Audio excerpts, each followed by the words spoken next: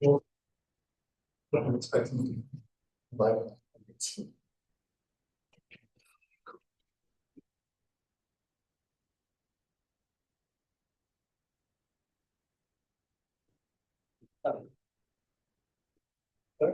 let me know when you're settled.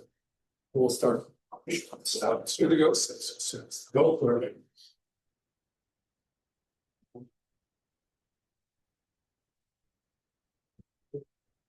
Right, tonight's town of Oregon board meeting will come to order. Jennifer, please call the roll. Carl Walzer. Here. Lori Fitzgerald here. Arlen Kai. Here.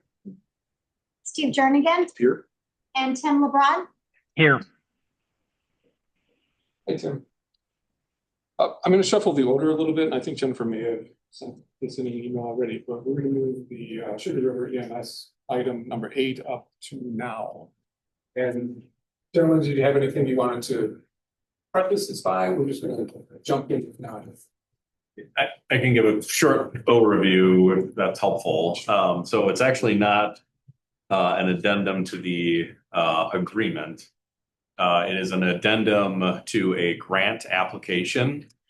So you may recall, just kind of rewinding the tape a little bit, and Lori had a chance to join us last week, actually. We got the principals together from all 7 of the towns and villages that comprise the new Sugar River EMS district. Since the district was formed a few months ago, one of the things that we had brought to you is the potential for state grant funding that is made available when local units of government pull together a regional collaboration. And we had brought to you the prospect that if we could work in a timely fashion, we felt that we could create a competitive grant proposal for what's called the Wisconsin Innovation Fund grant. It's administered by the Wisconsin Department of Revenue.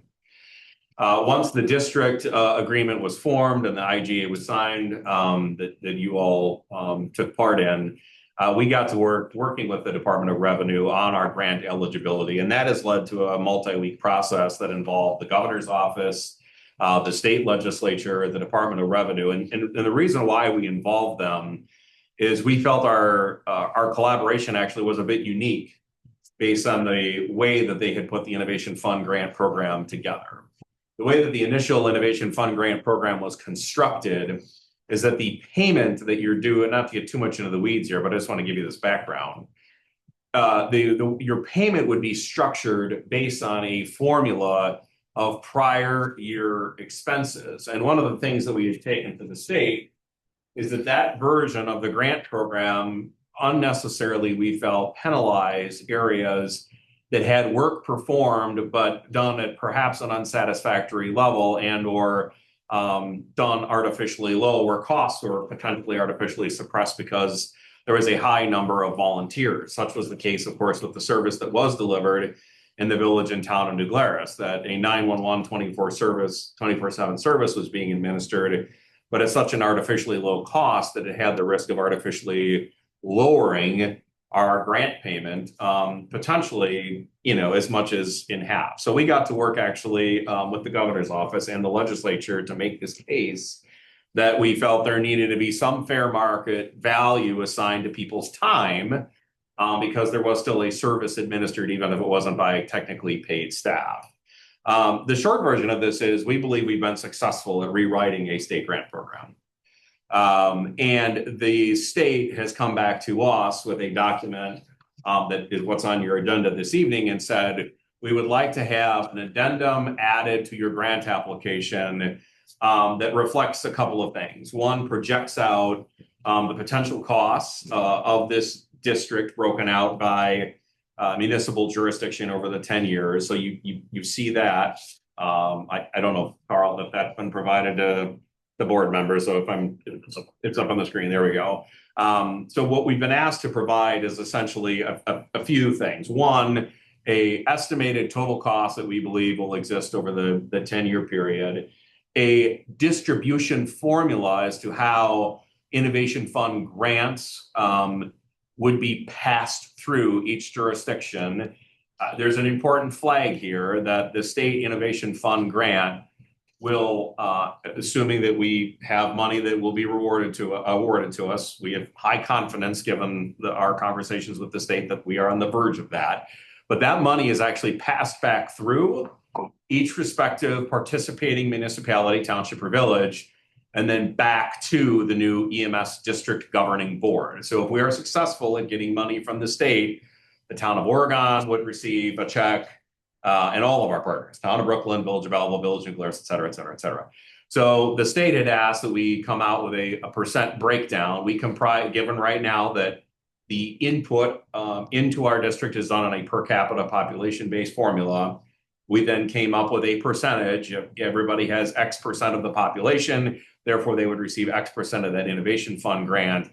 That's a pass-through that would be then routed back to. That is something the state requires that you all had agreed to in the initial IGA, so that's not new information. But they, for grant application purposes, they wanted us to kind of articulate a proposed breakout. Again, our confidence is high on receiving a fund grant because we doubt they would ask us how much each place will receive if they weren't considering giving us money.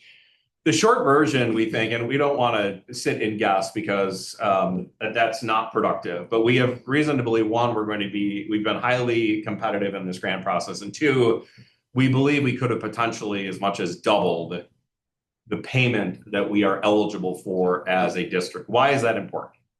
Well, that is a check that will come from the state over the course of a 4 or 5 year period, details to be worked out. That would be revenue that would offset potential capital expenses, right? So instead of us having to go out and borrow to make purchases like new ambulances, new radios, cots for ambulances, monitors, all the things that we know add up so quickly, that state money we feel is one potential in the next couple of years that instead of borrowing for that, doing debt service for that, or putting that on operating budget, however we would structure that, we believe that's something that the state innovation fund grant actually would put us in a position to fund. And obviously that helps with ongoing operating costs as well, because there is no limitation on how that innovation fund grant money is allocated. That can go to capital or operating. That'll be a decision of the new Sugar River EMS District Board, which is formed as of June 30th of this month. And the first district board meeting would take place next month. So we will, just as a reminder, if you haven't already, we will need a designee, a representative from the town of Oregon, selected and appointed for that new district board. That district board then would ultimately have the final say as to how this innovation fund grant money is allocated over the next few years, should we be so fortunate. We did receive a communication on Friday of last week from the Department of Revenue. This is why we had the meeting early last week with all of you principals. Lori was there. We felt things were getting close. We felt we were making progress. We did want to flag for everyone that we felt this was coming, that there would be a need for us to sign this addition to the grant application. That time has arrived. And the word came from the state on Friday that they would like this document back from us no later than next Monday. So we believe we're literally in a position that we can deliver money from the state as a further value added to this regional cooperation. We believe the money is substantial. I don't want to float dollar amounts because that just sets up, hopes and expectations. But we have every reason to believe this is 6-figure money, not 4 or 5-figure money, and will go a long way to supporting the ongoing capital operating needs of the new Sugar River EMS district. So that's probably a longer preamble than you wanted, Mr. Chair, but I wanted to make sure everybody had all the details. You know how many times you're going to have to say that during the week to other boards? Actually, recorded it. we're down to you and the Village of Belleville. Everyone else has approved. So Got steam. yeah, that's right. Excellent. Chris, anything? Nope. Josh said it perfectly. Sorry about that. If you had a chance to review, any questions for Josh or Chris? No. Tim, any questions? Yes, I do. I just want to make sure I understand that the dollars are dollar for dollar. So they would be grant dollars coming to the town of Oregon, for instance, $10. I'm just going to use that as an example. And we would pass that money back to the district, $10, the same amount in this process. So it'd be passed to us. through the grant program, and then we would pass it to the district, dollar for dollar. Correct. Okay, thank you. Look, I'm looking for then a motion to approve. Anyone? I'll make a motion to approve. Okay, second, Second. Lori seconds. Any other discussion? Jennifer, let's do roll call votes tonight since Tim's online. You can catch everybody. Carl Walzer, Yes. Lori Fitzgerald. Yes. Arlen Kai, Aye. Tim LeBrun, or I'm sorry. Yeah, Yes, okay. And then Steve Jernigan. Yes. Sounds like it's approved. Thank you very much, everyone. Do you want to catch us for the document right now? We're gonna take a 3-minute recess to just sign.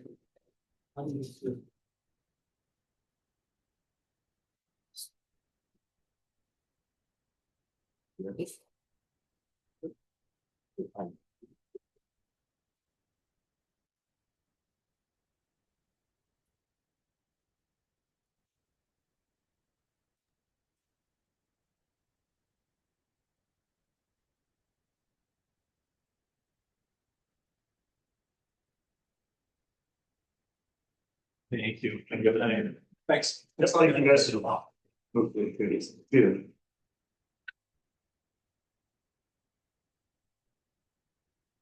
Oh, you do this. Oh. Right, back to item 2, we've got 1, 2, 3, 4 sets of minutes. Any questions, comments? Tim, anything? no, I did review them. Nothing from me. Thank you. Okay. Nothing. Without objection, that set of 4 minutes is approved. And item 4, approval of financial report, loan update and payment vouchers, and that's, we get all the way around. Yes. Jennifer, any notes on these? No, I did have did make the payment out to Garner for the last road construction. I talked to Ryan. He said that they looked at everything and everything looked good from the seal coating. And there is a pile still in the parking lot. So that is there. That 75,000, that was the amount. That was the amount of the bid. That's the full amount, correct? Yeah. Okay, great. Right, any one more time, any comments on the financial information? Any objections? Jennifer, if you need a signature from me, I could stop in on Friday morning. I would get back Thursday night. All right. And without objection, the financial report, loan update, and payment vouchers are approved. Thanks, everyone. Is anyone here for public comments? Yes, sir. Do you want me to do it now? Yes, this would be great. You have about 3 minutes. Okay. So my name is Zach Mark. I live on 5722 Bellbrook Road. Okay.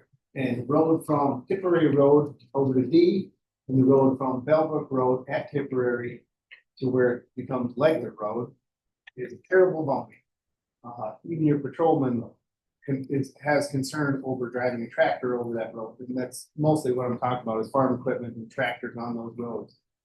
Even at 10 miles an hour, you could be bounced off the heat. I would like to see what we can do to get those roads paved and the bumps thing. What road is that again? I'm Bellbrook. just gonna pull it up. Bellbrook Road from Tipperary to D goes over Story Creek.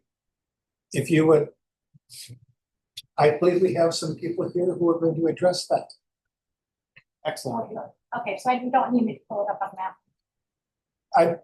Well, you can't, can, maybe, but I think we know where it is. Also the road Bellbrook and Tipperary where that intersection is to where the county line where it changes to Legler near Yes. Alpine Road. Those are really bumpy and like to get them fixed. They're on the schedule. So it's not only on the schedule, we have bids that we're wanting to open for that section, that bumpy section. Would it be just like a seal coat kind of thing or would they actually fix the bumps? We're looking we'll see how the bids come in, but we're looking at a full wedge. It's covering it. It's not a seal coat. Okay, It's filling the ruts and the potholes. and the culverts, where the culverts cross. Not Not to replace this the is a, culverts, this but is where a the section, ditches are. it's a section of Bellbrook. That's the bumpiest. Overstory Creek is there. plus top hill. You can't let's- do the bridge. Yeah, the bridges can't, that's. There for a while. These guys are here to discuss fixing that road. Yes. Here, I'll show you, I'll show you. He does, you probably don't have the packet.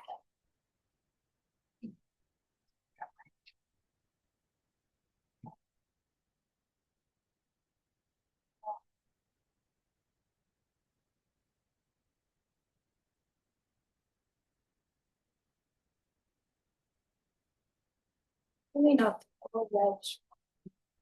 The to east, what are we doing? It doesn't say. County D to, No, it is. Yeah, from County D, start 3,000 feet, we're at the top of that hill. And then 650 feet, where it's all the bumpy and bad, The potholes that have been all the fixed, potholes. that I've called the patrolman several times, hey, we should do something because that's dangerous. That's right. so We're here, that we're concentrating on. Where we at? oh, this is temporary. Doing,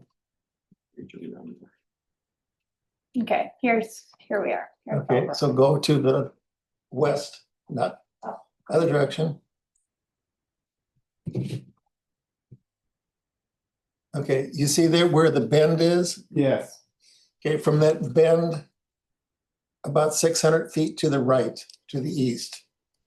so from there to D, No, so from there to Tipperary. no, 650 feet. We are not trying to, we cannot do the whole road. Okay, We don't want to do the whole road until we get the bridge replaced. okay, When the bridge gets reached, we have to get a grant. Going to be a spendy project that we can't do entirely on our own. okay, So when that comes in, then we're gonna do the rest of Bellbrook. okay, So we're looking at the worst part there. That's basically under the trees. okay. There's a lot more of that road that is That could bad. be. I'm And not arguing, I'm not and arguing. Tipperary. My question is this, where I live from Bellbrook all the way up here to Union Road has been repaved, I think, twice in the 25 years that I've lived there. Blacktop and then seal coat.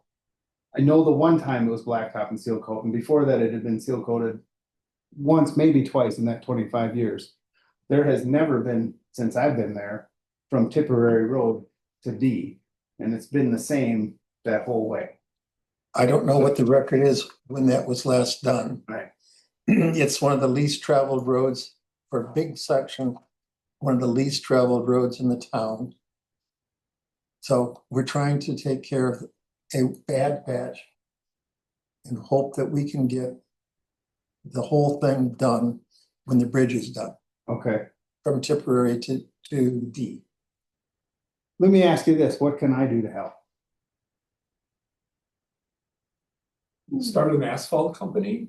We're, I mean, seriously. the bridge has the rating and the state has it's a system, right? That they rate the bridge They have a rating. and And the so, roads too. I mean, the roads are rated. right, too. right, but we're waiting for the state to approve bridge, basically. to decide it's ready to be replaced, and it's close. Well, And the Road and Traffic Safety Committee talks about this at practically every meeting we have when we look at our long-range plan for road work. And there's this juggling act, I correct me, Arlen, but if we have to replace the bridge in 2 years, 3 years, how much money do we want to put into repaving so that it's like a juggling act right now? What a resident can do keep reporting to the Road and Traffic Safety Committee how things are going. What you're doing tonight, again, you're becoming the squeaky wheel. Sure. And if you're the only squeaky wheel, if this is a groundswell of saying this has to be done now, Yes. anyway, the bridge part. I don't know, we got the engineers are, it's estimated, I'm trying to remember the estimate, it's a half a million to maybe $750,000 to replace that bridge. Okay, Yeah. And then there's the paving of the road. understand that, but in 25 years, it hasn't changed. Hauling the kids to baseball practice, being almost on time and doing 40 miles an hour over that bridge. The boys would bounce up off of the seat when you cross that bridge, you know, and now. We're driving a tractor over there. It's getting to the point that it's dangerous. Yeah. Yeah, and beyond where you're going to, both Okay. sides of that bridge. I'm trying to think if this is the county or the state, that the county, the bridge is the county. I don't know where the money comes from, you mean? You mean the Where the grant? inspector comes from. Oh, the that's- inspector comes from the The county. county and County, and so, but it might be through state funding. I think it's from the county, but it might be state funding. And we're having the bridge inspected twice a year. It is now it was once a year, it's getting inspected twice a year, so you are correct. You are correct that it is not good. And so we know it's not good. We are just on the cusp of getting the funding for it. We have to get funding for it. That's the problem we have. We just can't afford that ourselves to If you fix can it. advocate to Dane Yeah. County The Highway state, and send them complaint to them and saying, hey, this is in bad shape. Yeah. Okay, yeah.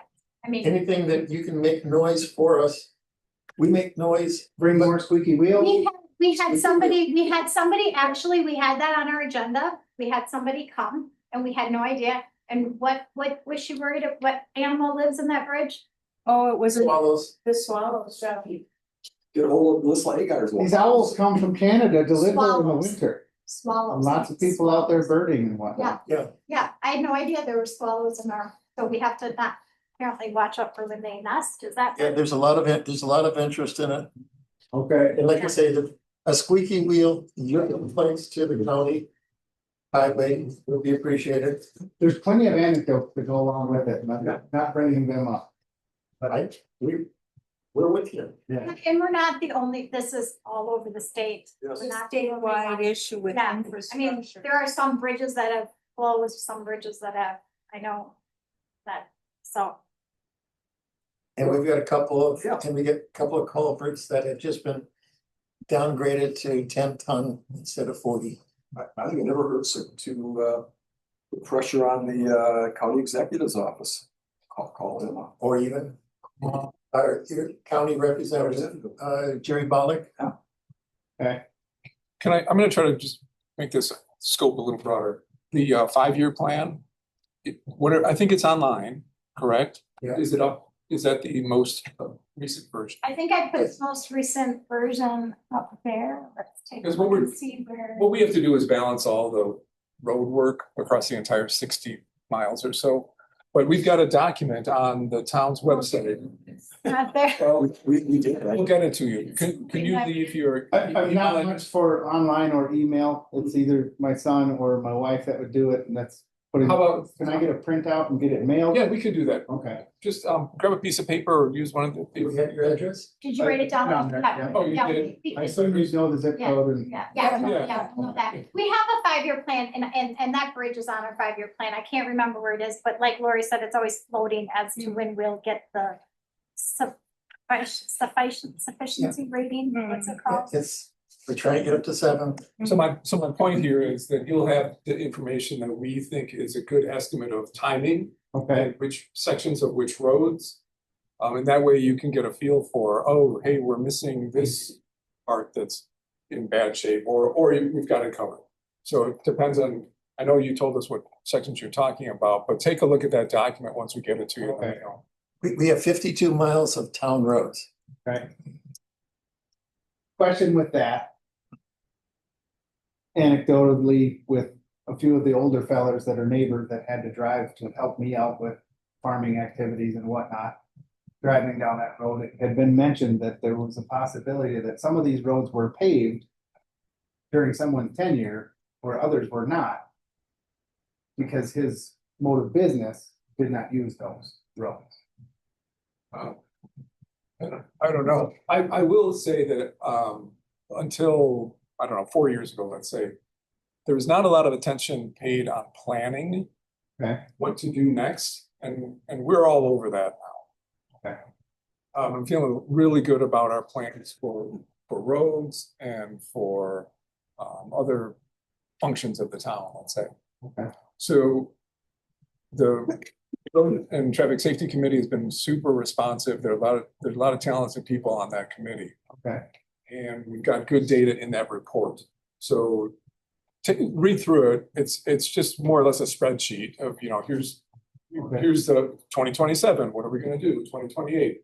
And as you get out farther, it gets a little bit more tentative, only because we're planning like for next year now. But it'll give you an idea. Okay. Of what the worst roads are. And although Bellbrook is bad, there are some that are worse. So. Believe it or not. Understood. So we'll get you a paper copy. Yeah, Judd Road especially. That's very bad. All right. Well, if these guys are gonna talk about the road, I'm gonna hang them. Listen, Judge, what I just said.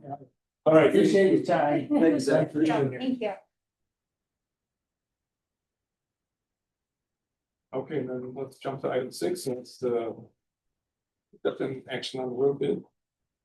Bids, well.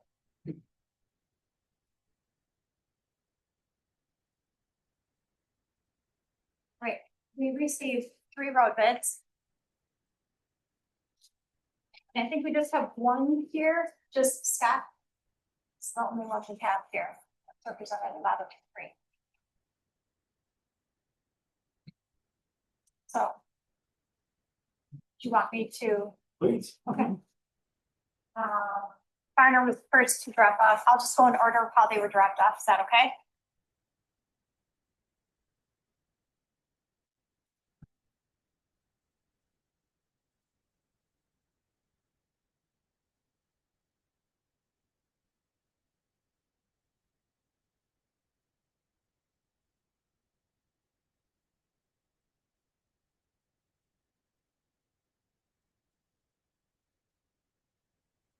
Okay, Farner.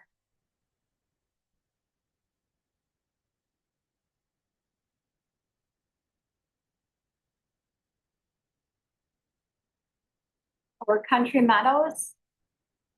8,159 and 24. Bellbrook, 25,000. There is a note which says 2 inches, it looks like. And then it says optional 1.5 inches leveling course, and it says 22,572. Yeah, that was 1.5 inches. That says 1.5 inches. Okay.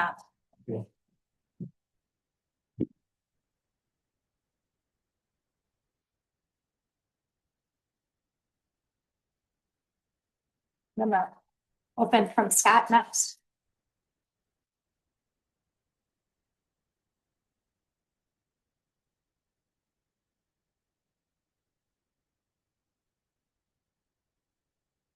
Okay.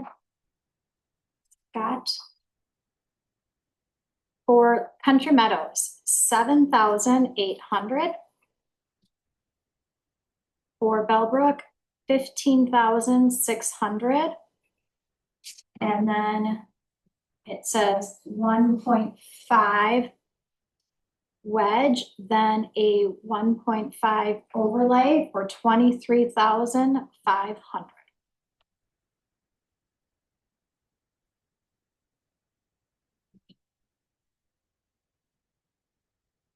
That was Scott. That was Scott.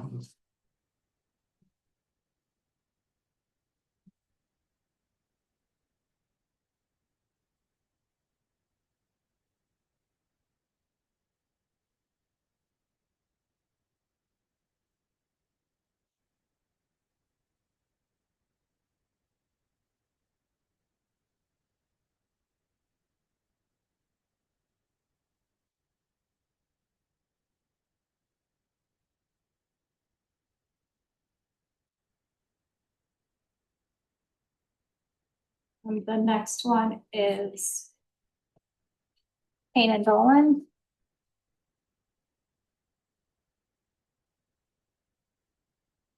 And they have NA for Country Meadows.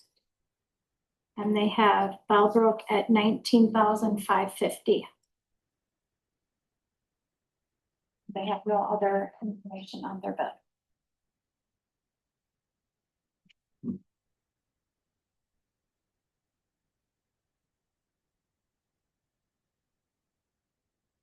Do they have, for Bill, excuse me, does Payne and Dolan have any, how thick or tonnage or anything like that? I was looking at this quotation page that they have attached to the front of it. And it says see attached. It says lump sum price is based off dimensions listed on the bid form, 21 by 610 full wedge. Any additional area will require a signed change order. I don't see any other information.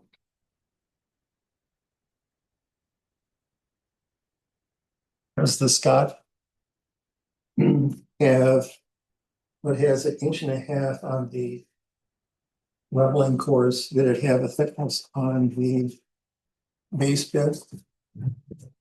It did. It had a Yes. 6.5 on both. Here. Yep. 1.5.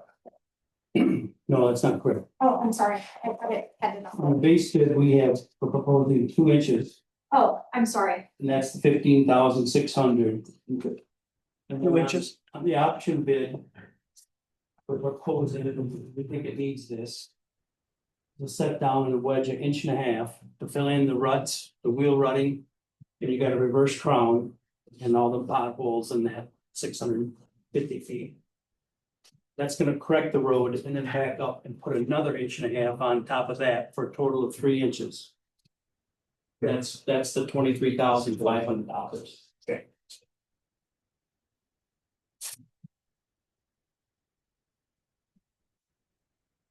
Thank you. Yes, you're welcome. Um.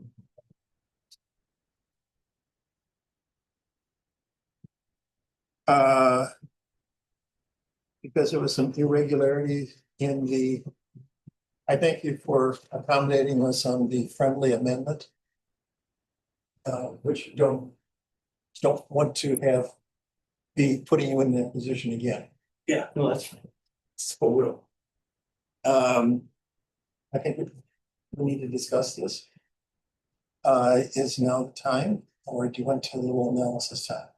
I think, does not feel like now it's the time. A little analysis. Let's talk to Public Works. Okay. Thank you. So there's no approval tonight? I'm sorry? We have approval on the agenda. We have approval. Yes, we do. Okay, right now, it's a, Can Arlen just excuse me for it? Did Can you you? give me that number, Yes, I that second number under the, I'm selling the Gulliver, 22,000, this just. For Farner, For farm, 22. Good. 572. 572, okay. okay, as far as approval. From what I'm reading, Scott appears to be the low bidder. Can I go back? Okay. We have to have some wiggle room on that, right? And not have to approve tonight. It would be like postponing. If I could. It's not, yeah, we're just finish out here. Okay. Yeah, we have an apparent low bidder. That's true.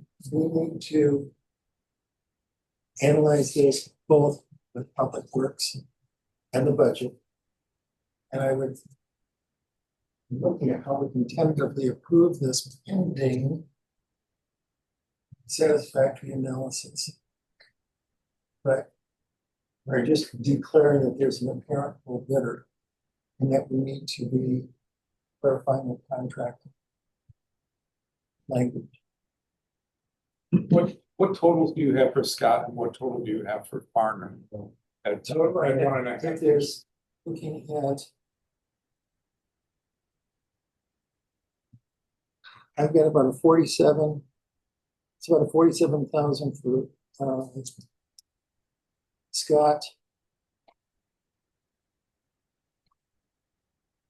And about 55 for Farner.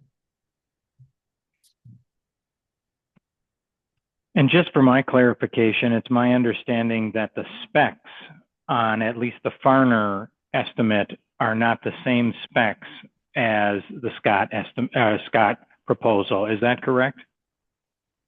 I don't believe so. Right now, they appear to be the same. May I ask a question? For Farner, he's got $25,000 even for a 2-inch. And then he's got $22,572 in real sense for just an 1.5 inch overlay. That's it, just an 1.5 inch. That's what I heard. That's what I heard. So it's in our defense, Scott Construction, we're low bid on chip sealing. No matter how you cut it, we're low bid on the hot mix paving. We're low on the 2-inch, if that's the direction you decide to go.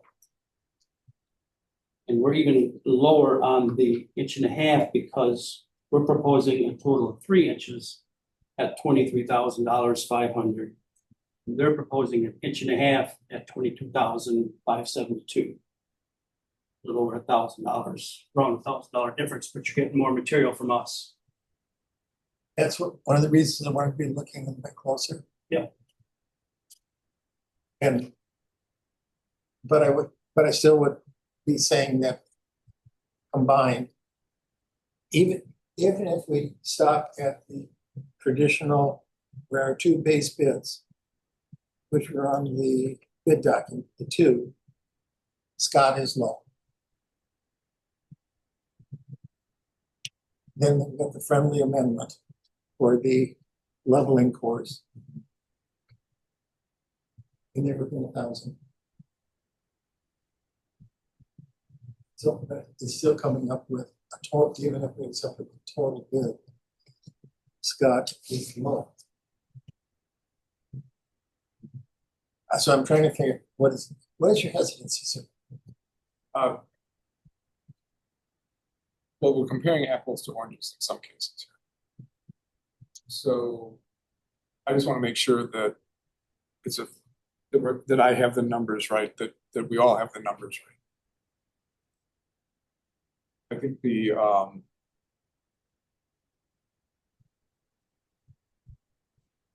not hesitant on the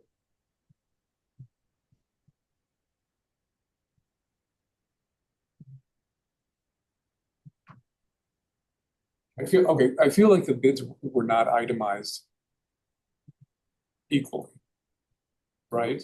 Now, does that factor in or not? We did not do. So if there's no mention of an overlay, then that's what was not in the base bid. Yes, correct. Okay. So that third column, that was not in standard bid form. There's any discomfort. I share the discomfort. This is something that was a verbal addendum at very late in the game. Not good practice. But everyone, I know in your email you said everyone got the message. Are you the 2 that I talked to on the phone? No, the only one's here, Just Scott. only one. Just Scott. Oh, okay. Yeah, so just Scott, the other 2. Okay. May I make a comment? You made a comment about apples and oranges. There are apples here without the addendum, the verbal addendum, and that's the 2 inch. Okay, and that's So, Got it. so the seal coat, I don't think there's any questions there, am I correct? Correct. We're a little bit on that seal coat. So now you go to the Bellbrook Road. Again, Mr. Chairman, you made a comment about apples and oranges. Well, there are 3 apples here. Farners, 2-inch overlay is 25,000. Our 2-inch, which is the base bid, Right. is 15,600. Kane Dolan's is 19,550. So the base bid, you do have apples for apples. Yes, true. And we. So the 2 base bids, they're clean and they're clear. If there's any discussion or looking at more research, I would say we could be talking as to what the leveling course was, that we get a little more, that we get a comfort level as to what it is that we're getting there. I would suggest that if you're gonna do that, you would throw it all there. I don't think you can, I think you have to either approve either What's, what you bid. Yeah, or you're gonna throw it all the bids. Okay, wait, okay, but here, let me form a 2-part motion. well, No, I have 2 motions. One motion, I move that we accept Scott's bid for the Country Meadows and the Bellbrook wedging. 2 lump sum bids for $23,400. Added that right?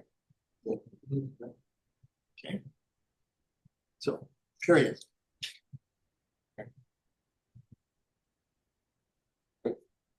I don't see anything wrong with that. Just the base bid, I think that takes the Base bid, yes. out of the picture then. Right, that's what you're saying. Yes. I see nothing wrong with that. Tim, any comments?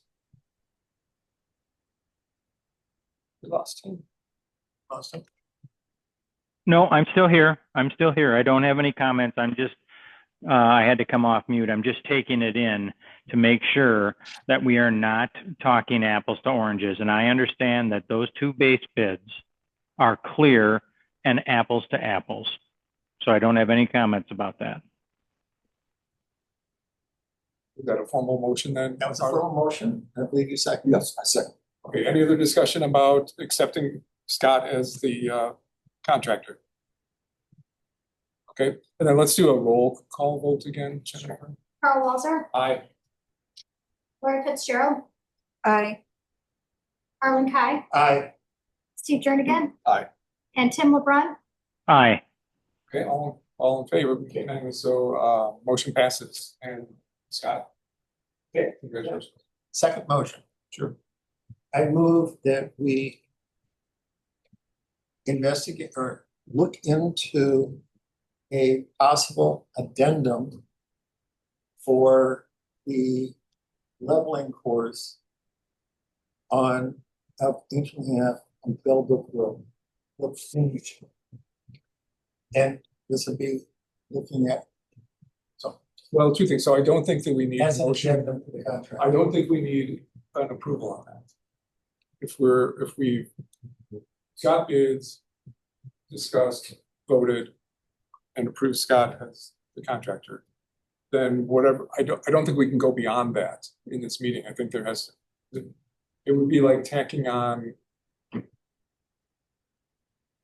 unwieldy good part of the bid, and I don't know that we can do that, Jennifer, you know, I assume not. I don't, actually, I guess I disagree with you on that. do you? Because it would be, This is a possible addendum.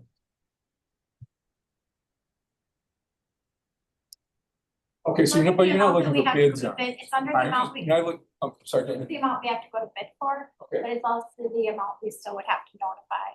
So it's in that area. So,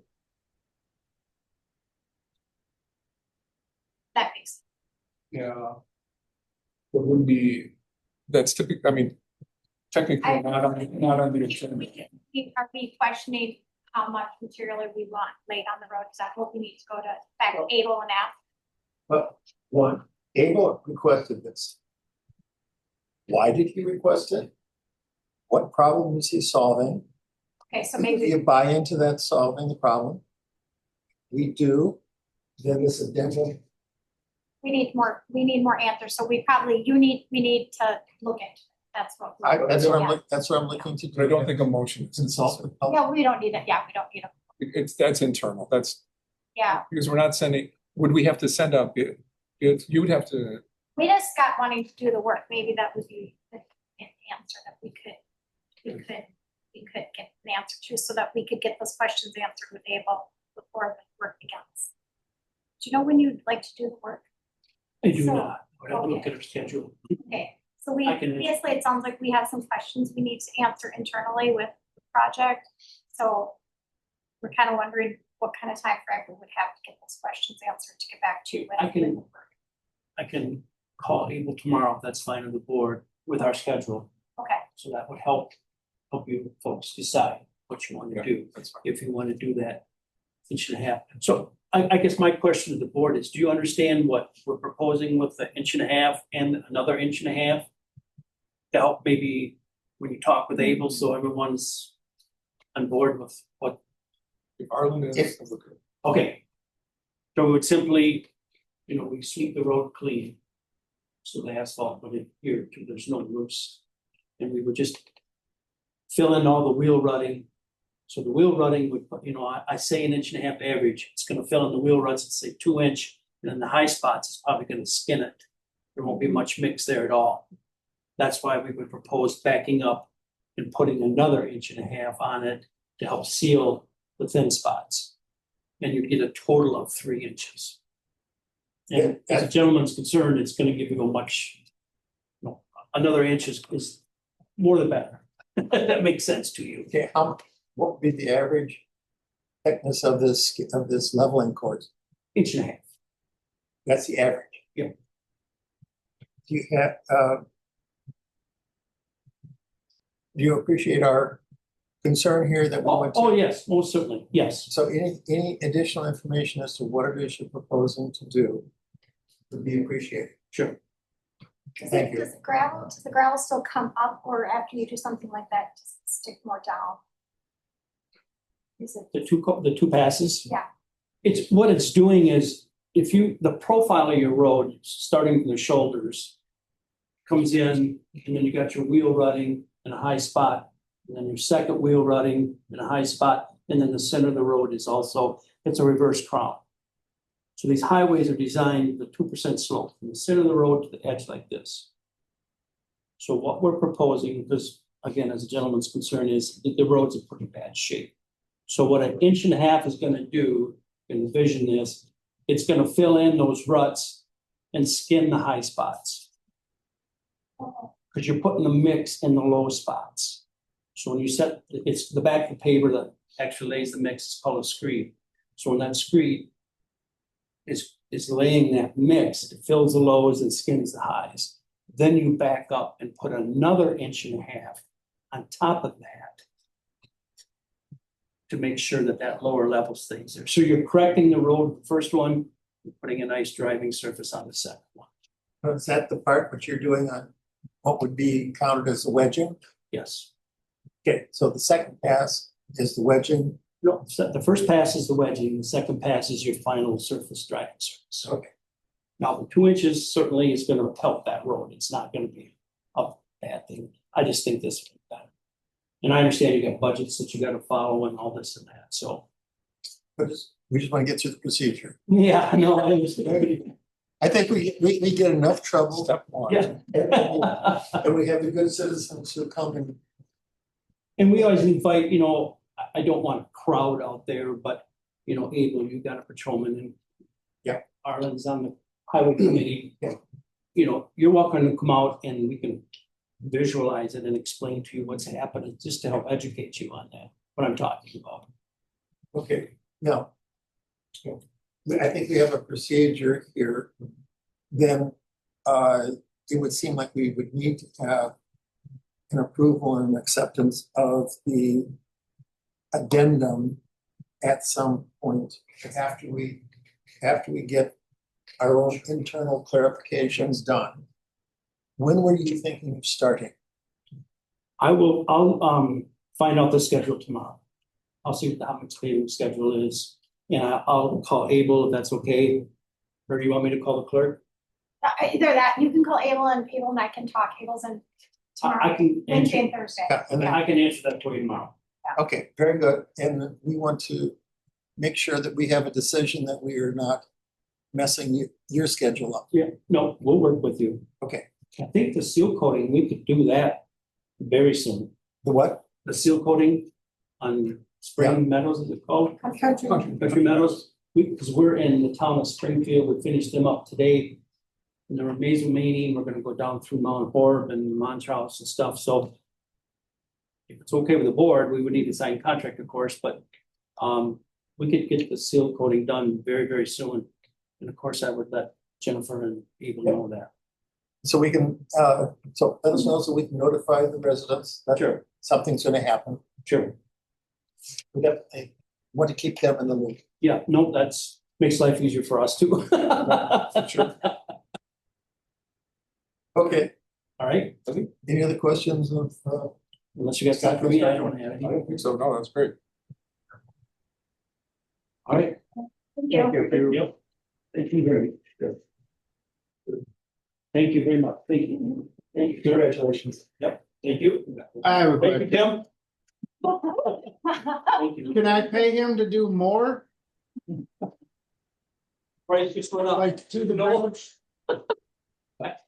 I'm not here. just so happens. No, no, I think, right. Playing and we got the bids for you.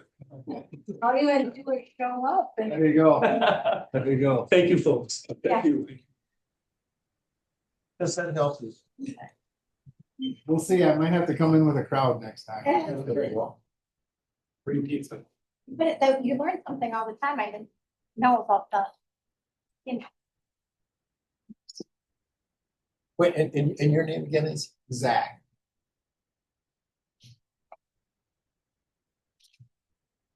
Your last name? I think it's your registered. Pardon? Marco. Thank you.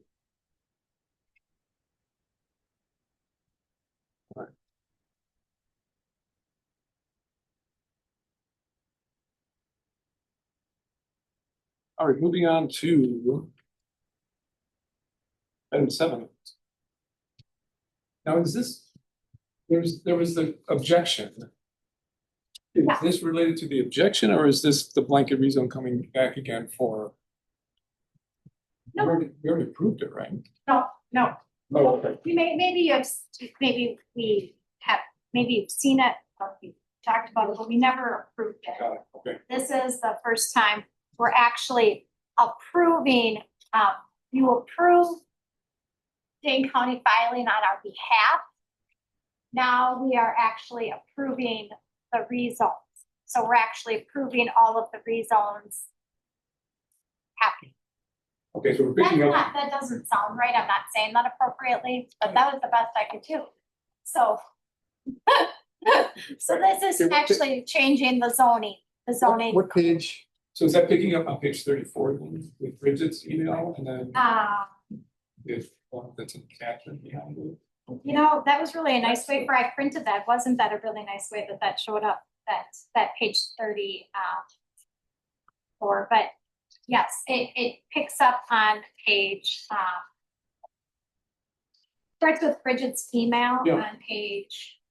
There. Or I'm sorry, it doesn't start with Bridget's email. Yes, I guess it starts with an email from Bridget to Stephanie about the objection. And Right. we included that objection only because, as Lori might have been, was at that meeting, I'm sure, but Arlen, the motion from the plan commission was not unanimous.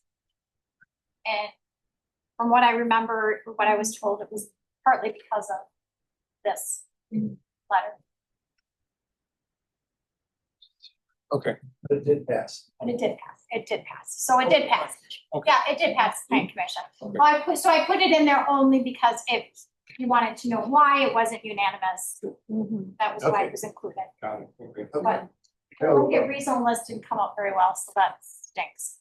I was gonna say the That's our. that's Thank our you, new thank you for software. the big print, but no, thank you for the incomplete. We will get used to the new agenda software Okay. one day.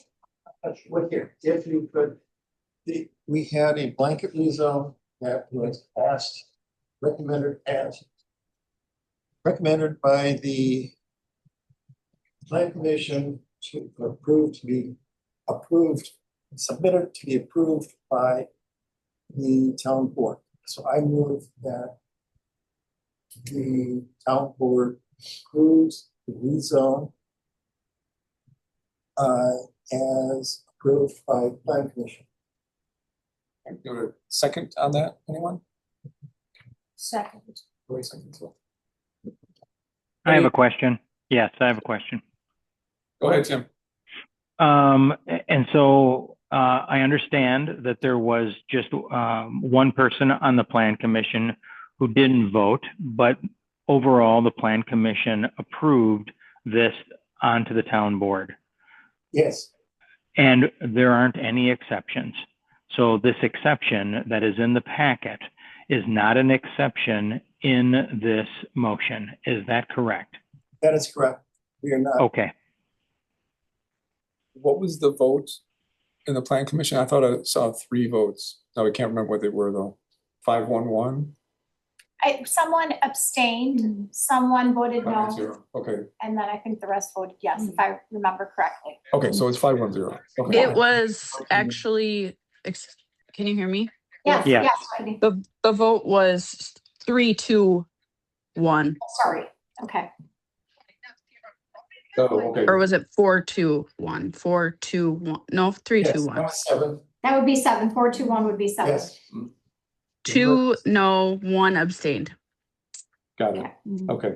And if you had a full plan commission, that would be equal 7. Okay, Okay. Do you want to talk about the one contentious one, or deal with that separately?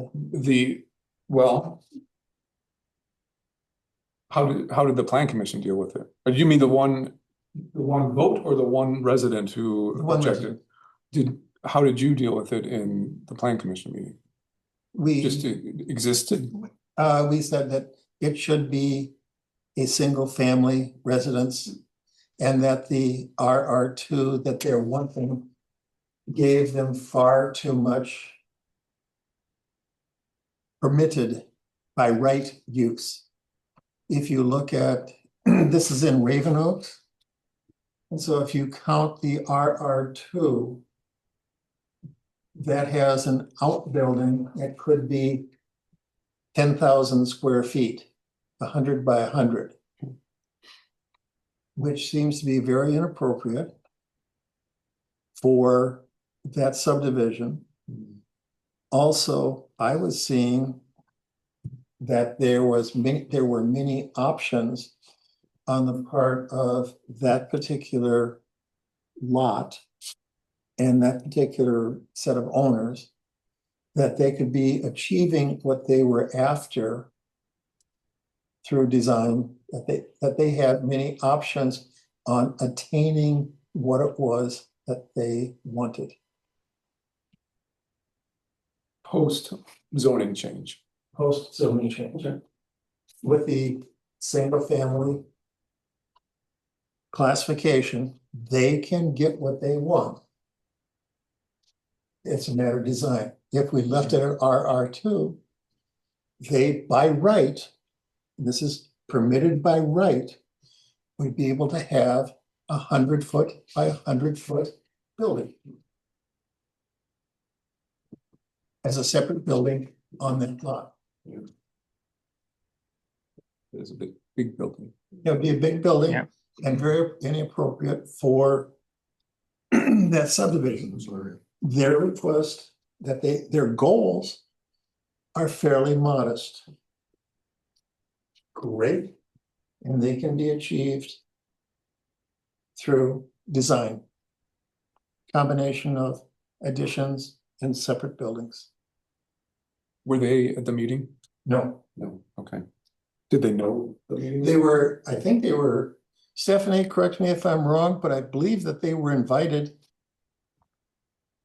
Yes, they were notified by mail. Okay, so they were notified, did not show. So I think we had done our part. Had completed our responsibility to let them be part of the discussion. And they have opportunities also at the county.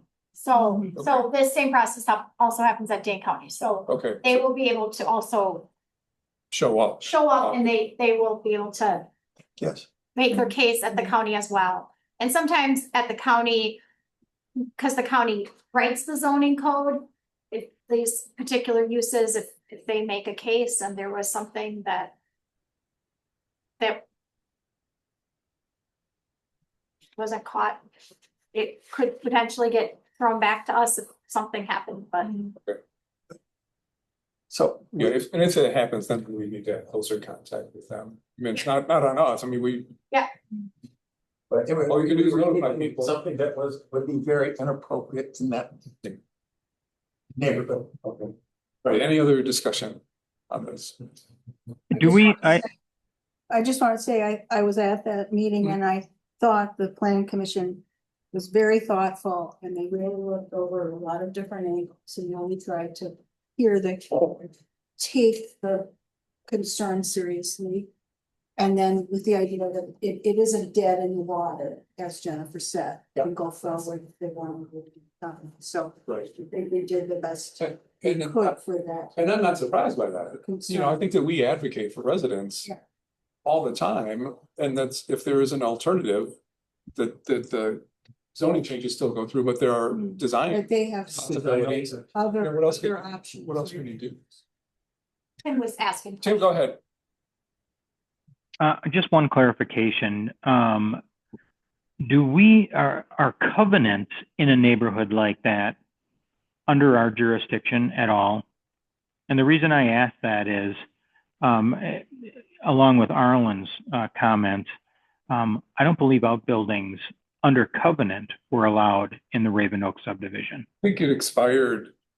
I think it was just a 30-year limitation, and Raven Oaks was built in the late 70s. Yeah. So I think anything about because I looked at this at one point, but I think anything about outbuildings expired. Okay. All right. Thank you. The town doesn't enforce covenants. Okay. Thank you. This may have been a builder's document, but I think. Got it. Understood. Thank you. Okay, let's try, ready to vote. Jennifer, we could do a roll call vote again. Sure. Okay, Carl Walzer, Aye. Lori Fitzgerald. Aye. Arlen Kai, Aye. Steve Jernigan, Aye. Tim LeBrun, Aye. And motion's approved. Thank you all. Eight, we took care of. We sort of took care of. Well, no, we didn't. This is different. Number 9, this is the coverage of the Belleville, and then also the Sugar River EMS, Belleville Fire. Was this, Mike, is this something you wanted to talk about? No? This was on to the meeting, and I think Josh touched on it tonight. She mentioned Yes. that there was going to be 2 separate meetings, and the potential is that they would not be back to back anymore. They might be completely And separate. they need to pick out when they're going to have the Sugar River meetings. They don't have that figured out yet. And that might be important to us simply because we've had this conflict that our board meeting is on the same night as the Belleville fire meeting. So we would have, and Josh, as you've seen, is very willing to get everyone involved. You might want to say, hey, could you have that meeting like on Wednesday night or something? And that would be helpful. You know, we have better coverage from board members that way. So that, but I don't believe they know yet. But they did say you'd want to go back to your township and see who would be the representative for the Sugar River Yeah. fire district. That they're going to be 2 different entities. And those, as you've pointed out many times, Steve, those fire meetings are really, really brisk. And yet you're not sitting there till 9 o'clock. So I've come to appreciate that. Yeah. We meet every week or something. That's not true, right? So meetings are not your recreational opportunity. No, no, I mean, it's just that they're very busy, right, Mike? Yes. Yeah. So I know you've been doing both meetings back to back. So once it splits, do you have a preference? Like, you know, EMS, That works, your preference? that works okay, back to back ones. Well, but I think they're getting rid of, but yeah, but you said that before too, and it's great that you are doing that for us. When they split EMS and fire to different nights, I don't wanna burden you with going to both of them, so. We don't know yet, if No, they're no. gonna be different nights. Oh, We that don't hasn't know. been decided It yet? has not, they don't know yet. Oh, I thought Could you, be wrong. I thought you meant they didn't know what other night would. But there'll be different sites, won't they? They're gonna be, Yeah, I probably. think. Sugar It River- moves different places. That back to back would not work. Yeah, Okay. so they might even have you do a little carpooling down the road, right, Mike? That's just. Then walk from the. Down to New Glarus, maybe. No, I think, aren't they gonna meet in Belleville at the Belleville EMS building? Well, it depends on what's Yeah. available. True. So I think it's kind of up in the air. I think they just Okay. put it on our radar Okay, that, Okay. but I think it's good to ask Mike. well, you'll probably hear first before any of us do, so if you could just send, like, shoot me an email or something, you know, hey, they decided to either do the same night or do different nights or different locations or whatever they decide. Okay, Let's do that. I'll let you know. I appreciate it, thank you. Anything else about that one? I mean, item 9. All right, then, items 10, 11, and 12 are all related to renewals of liquor licenses. And they have They- not turned anything in, so we're back to that same old that we had last time. Yep, that they're not turning that, so as you know. There's that hullabaloo about Foxborough, so. Yeah, can we, is there? They've expired that, so their liquor license expires at the end of June. This is June. And it took 6 months or more. Last, or it was last year, but it was, Yeah. one of the years it took It's forever. kind of been the last few years Did they ever pay that last? they eventually did, but But so right now, they have not applied for a renewal. They want us to go dry in the town. Okay, well, it's that, if they do not make the application and it expires, June 30th of 2026. that doesn't seem like, that's just a couple weeks away. Don't know what to tell you. I mean, Stephanie has sent and. Yeah, Stephanie sent something out I mean, already. she Sent something again, With those spots. right? We can't make them do it. And I left it on the agenda because. Yeah. Don't know what else to do. Do we have any leverage? Or is it just, hey, we hope you enjoy working without a license? What? I mean, they can't, I think eventually, Stephanie, if you're still on, correct me if I'm wrong, it's eventually they're not gonna be able to buy, is that what starts to happen? Alcohol distributors will check with the who do we report to? DOR, DOA? Yeah. Yeah, And they check with them and then they will call us and check with us as well. yeah, If so I'll report They don't that. see that license filed and they will, but the last time, not last year, but the year before when they were that far delinquent in it, I think they had heard from a couple people, but we didn't receive any calls from alcohol distributors and we did send the sheriffs over there. Yeah, distributors can't legally sell to Correct. somebody without a liquor license. Exactly. So a lot of they have times to those keep distributors are checking. Right, absolutely. Mhm. I'll report, like, once it happens, then I'll just report that they did renew, which is like, this is through the state, but that they didn't renew. But I mean, I mean, the board only gets together today, so it's like, we're not going to, I mean, the board's not meeting again, like, we don't have a meeting planned, so it wouldn't make sense for us to have a special meeting because someone didn't get their application in, so it doesn't, Let's do them in July, you know, after your license is expired already. you know, if it had, Yeah. well, I'm not gonna say something, but. This is not our problem. Oh, yes, that's the problem, but they. Okay, do we have a response? If you're going to, our responsibility is to tell the state that they have not applied. And that's the extent of what we do. Stephanie, we looked into what our responsibility is, and I think that's part of our responsibility out telling the state. Yes. Okay, so we don't go down and put a key or padlock on the keg.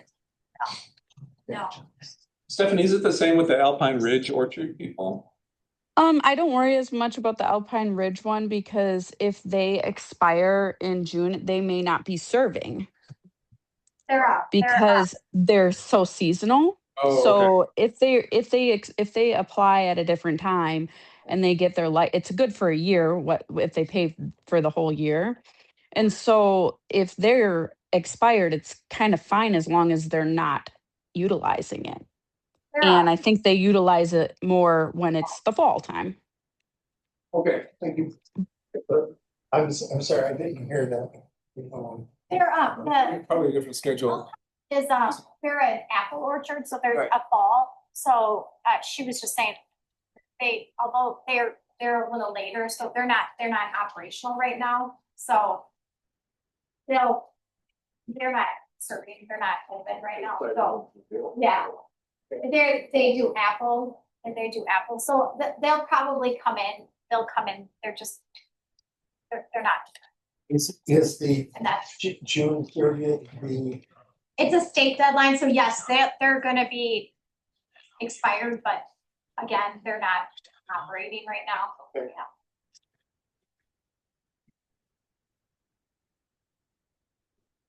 Right, anything else on that? Item 13 is related to the plan commission member appointments. Yes. To the extent, we have two members that the term is expiring.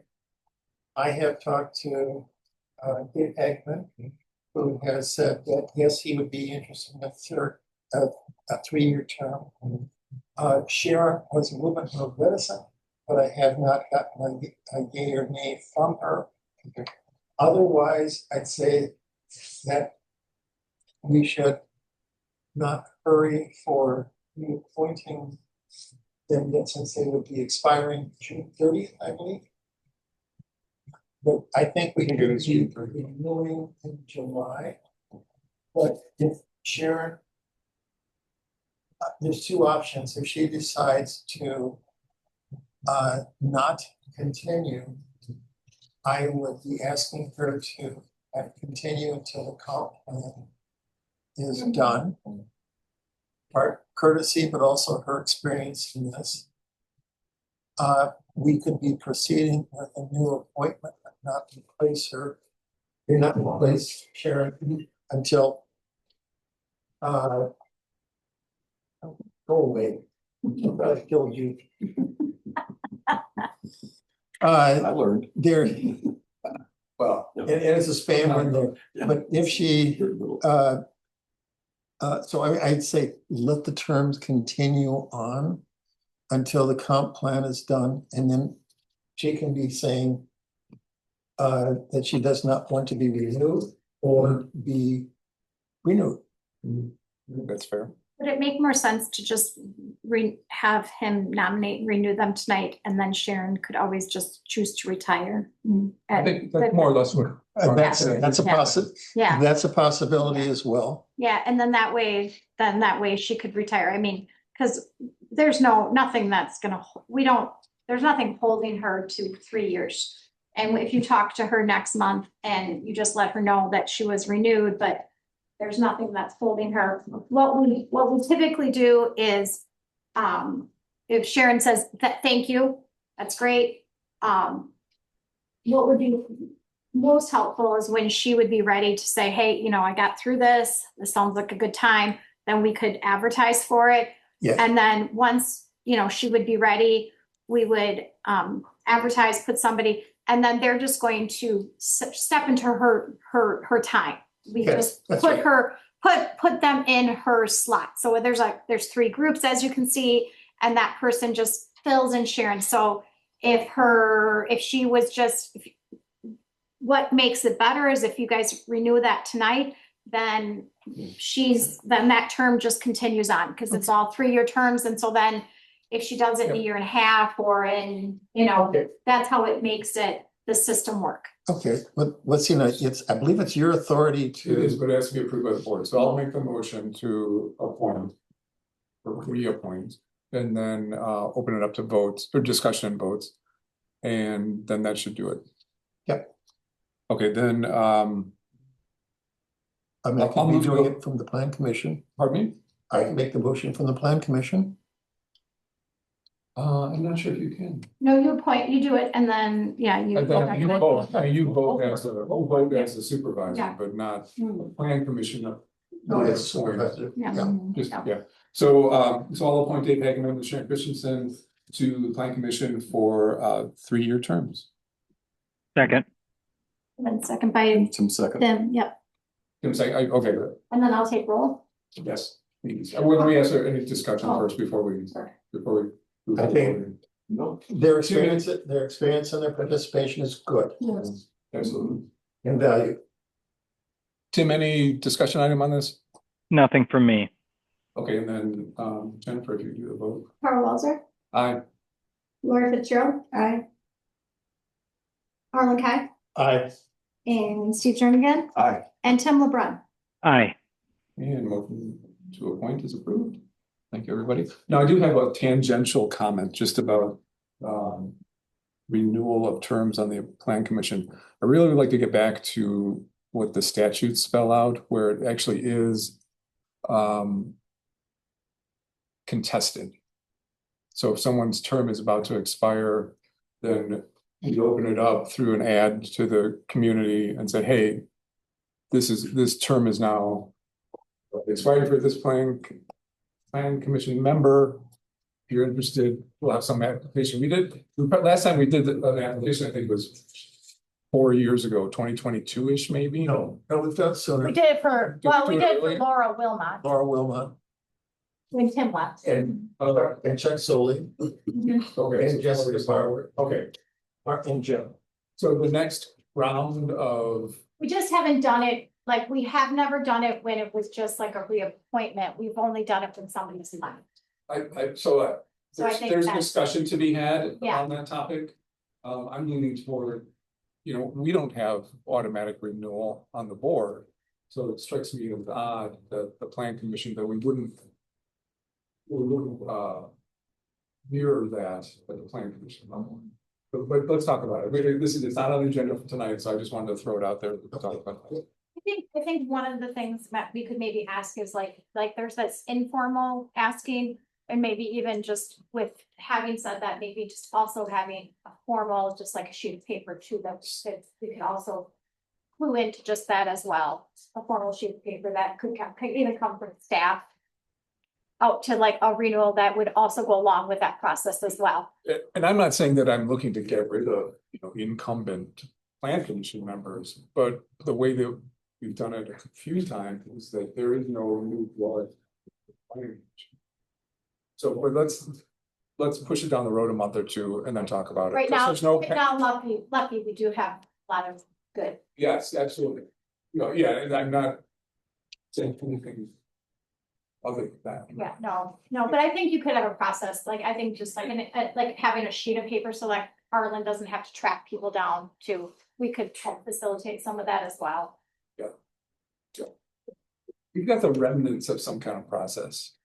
I don't remember what it is exactly or where the documents are. I haven't looked. Well, But there's something. let's get there is an we have directives. There's a statute. There's statute, state statute for the plan commission, so let's review it. Yep. And We can review, and I think we need to review our ordinances just in general, in that one, it needs work. because until we got on board here, nobody knew what the terms were, and so we. Right, oh, yes. So that's it's really important to stick on this track, because it was like, that took a long time just to get back. So, and this is very helpful, because at least with this, that there's 2 every single year. Right. So at least this, like to your point of bringing new blood in, this at least gives an opportunity for everyone to at least get looked at, which that wasn't that even wasn't happening. And right now we have, we've been having good turnover in blood. Yeah, yeah. It's been good. Yeah, and at least and this process at least gets it looked at. Mhm. So I mean, this I know that it's not perfect to you, but this was really actually very much. I lived through that. too. Yeah, but I know it could be improved. Yeah. So anyway, we'll talk about it. Let's see. Okay, item 14 then is, I think, from the Traffic Safety Commission. It's the safety road and safety tips. And I did. Jennifer had a lot to say about this. Jennifer had And lots to say. you did too, right, Lori? Was that from? No, she That's didn't from you? have that was just mine. This is on page 47, but it just got cut off, I think, when I was printing it, and I apologize, our printer is not doing very well. Can I ask if, Yeah, is the intention to send this out on its own No, I'm via mail or something? No, with the annual, when we send out the letter with taxes. They have a little box and the little newsletter Yep. with the taxes. Yeah, right. And then we could put it on the website. I'm just, well, okay. I'm not, you have feedback, right? But Jennifer does have some thoughts. She does. Mm, Who are we gonna offend when The people. who wrote this? Chuck Crawford. The committee. Whole committee. Anyway, this was approved long ago. Yes. There were some attempts to rewrite it. No, It went backwards. yeah. And readability. This is rather straightforward. I don't know what Jennifer's gonna say, but this needs a lot of editing. And even the tone is weird to me. It's a little too preachy. Oh, to get back to Jennifer's, Jennifer, do you want to? She has a very good point to make. well, first of all, we are a rural community and there is not one thing in here about farm equipment. I think that's a problem. Yeah.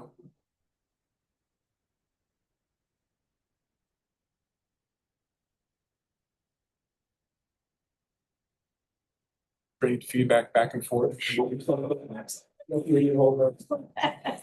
Oh, but could I just say? Yeah. To maybe save some time, one of the things that came up is that the state of Wisconsin DOT has all kinds of information like this. And we could pull things from there. We can use them in our town, Sources of some kind. and we could find something that is published throughout the whole state that will touch on all of these things.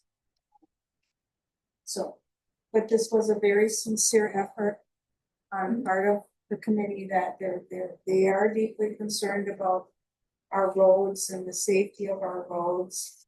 And my humble opinion is all of the country roads in the state of Wisconsin are unsafe. I mean, you find all the day, if you have trouble getting to sleep, honey, go through your head to all the dangerous intersections you drive through every day in your route through the town of Oregon. You know, it's kind of like trying to save. It's such a noble goal to keep everybody safe and remind people know this stuff, but they don't do it. You know, they don't remember the slow, you know. Everybody seems to want to use my road. I go out to get my newspaper, my little road. I go, you know, it looks like they're going 80 miles an hour, and I'm afraid they're gonna not run me down at my mailbox, you know, because they get there so fast. Anyway, that's just my take on it. I think it's just a noble concern that they have. And then another thing I want to say is when we had the sheriff's deputy here, she talked to us at our annual meeting about all the, call the sheriff's deputy. If you're concerned about people speeding at a particular place, call the sheriff's department. They're not here every day, but they'll put it on their roster, so when they aren't cruising here for their allotted hours, they can kind of look for things. So the citizens could certainly help a great deal by just keeping in contact, not just calling and complaining at the town hall, but just directly with the sheriff's department, because they're really, you know, what is her name? She was the woman who came, she's our person, our Yeah. deputy. Right. Yeah, Yeah. she was very helpful. She had lots of good ideas. And so And I- we can and I take do agree. advantage of that. And I think she had a really, her little handout had that really good list of apps. And I did suggest that as one of the things. I think if you're gonna put something like contact, you should be having who you should contact, who you should be having. And I don't necessarily know that it is the office, because unless it's like, what You can't do you do want us to anything. do with it? can't Like, do you know, like anything that's right. So I mean, I think that those apps that she was talking about, if you remember at the annual meeting, like that would be some good information We to could pass take some along. of those resources to Yeah. pass along to Yeah. residents Yeah. on behalf of the Road and Traffic Safety Committee Yeah, and the town board. And- yeah, yeah, yeah. And put a little recurring note every couple months on the website with something new. Or seasonally, like when we get into harvest season, you know, and remind people again about. It doesn't hurt to keep it on people's radar, I guess. Yeah, probably a link to, I think what was it, that Safer group, that organization that Dane County has on roads, that includes rural roads, yeah.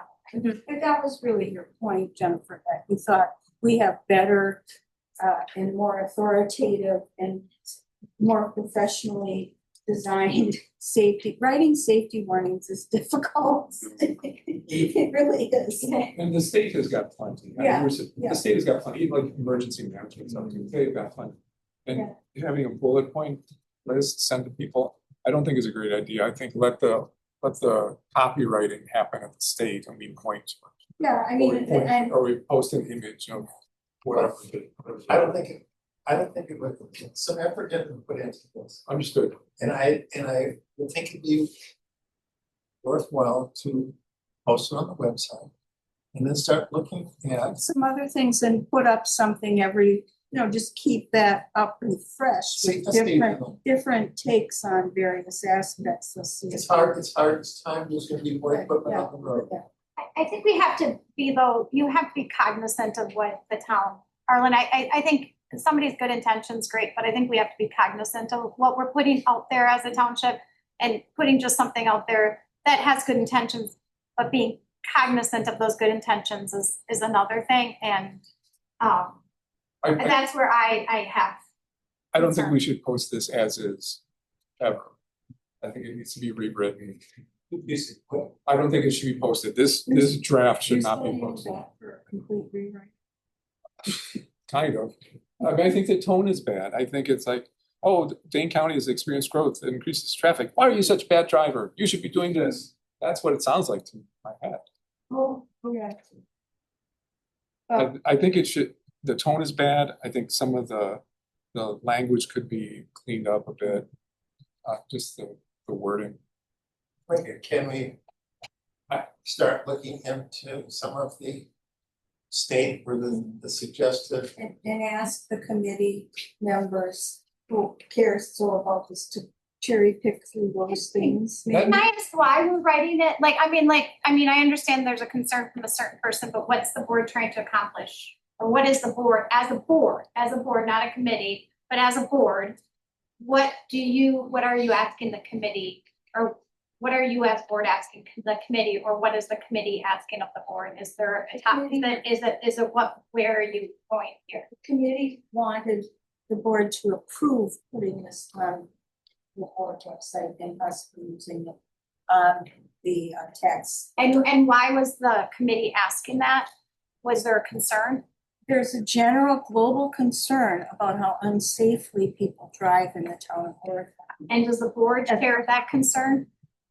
Some members are more concerned than others. From a personal standpoint, and somebody that rides every square inch of roads in this area, I'm very concerned about that. But, So does this letter,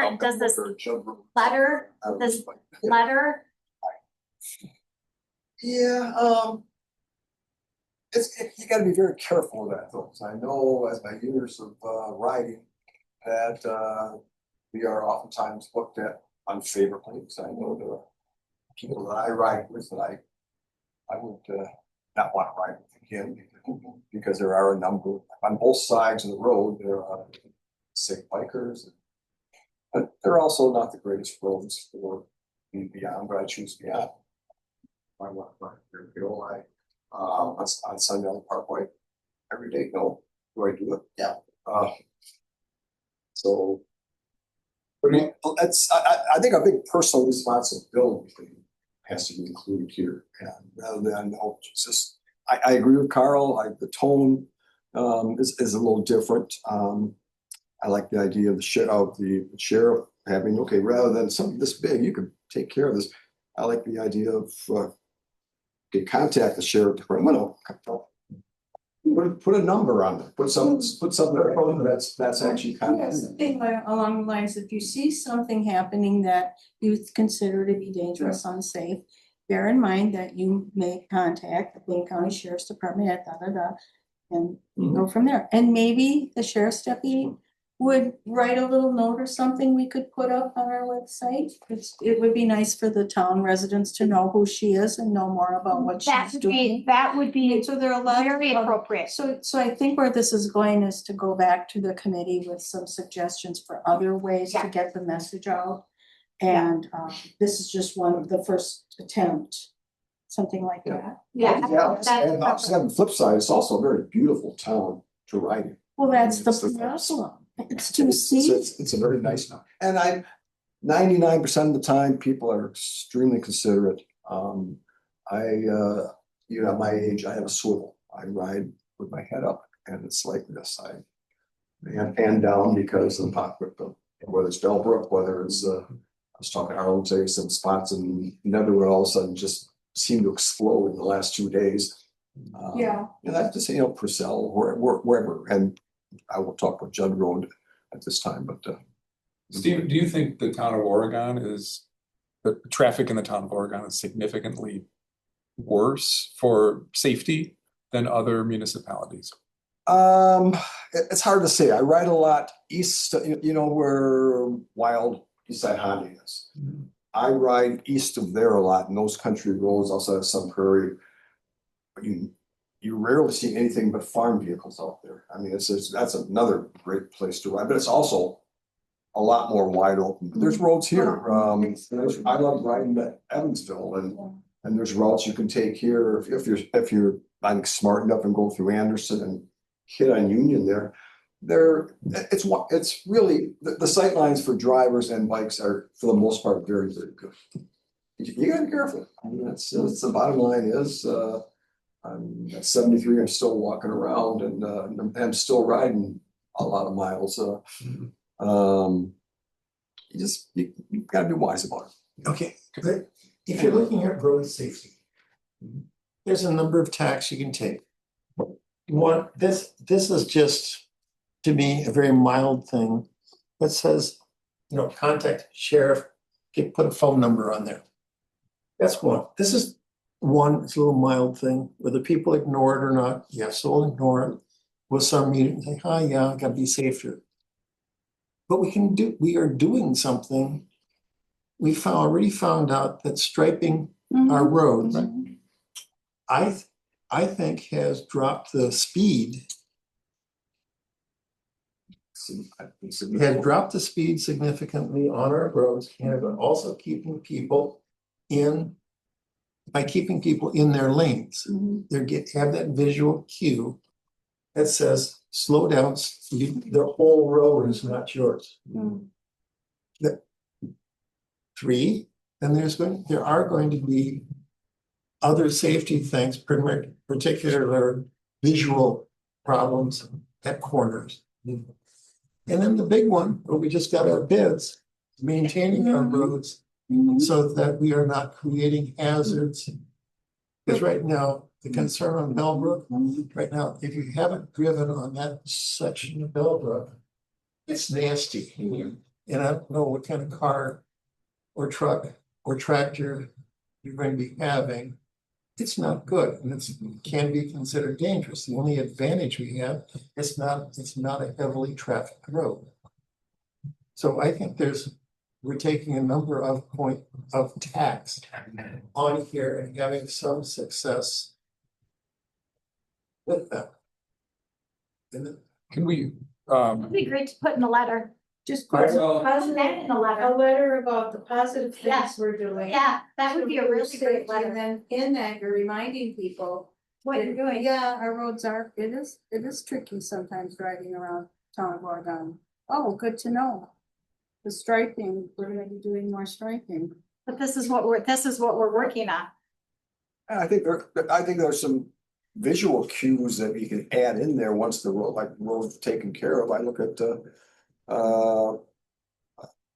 the village has done a very nice job on areas, for example, they have a template for, the share of the road where maybe there might be a template of somebody walking, quite sure somebody walking there or of a bicyclist. And you can, and those visual cues, we'll remind people, oh, yes, can I twist this back to, without saying slow down.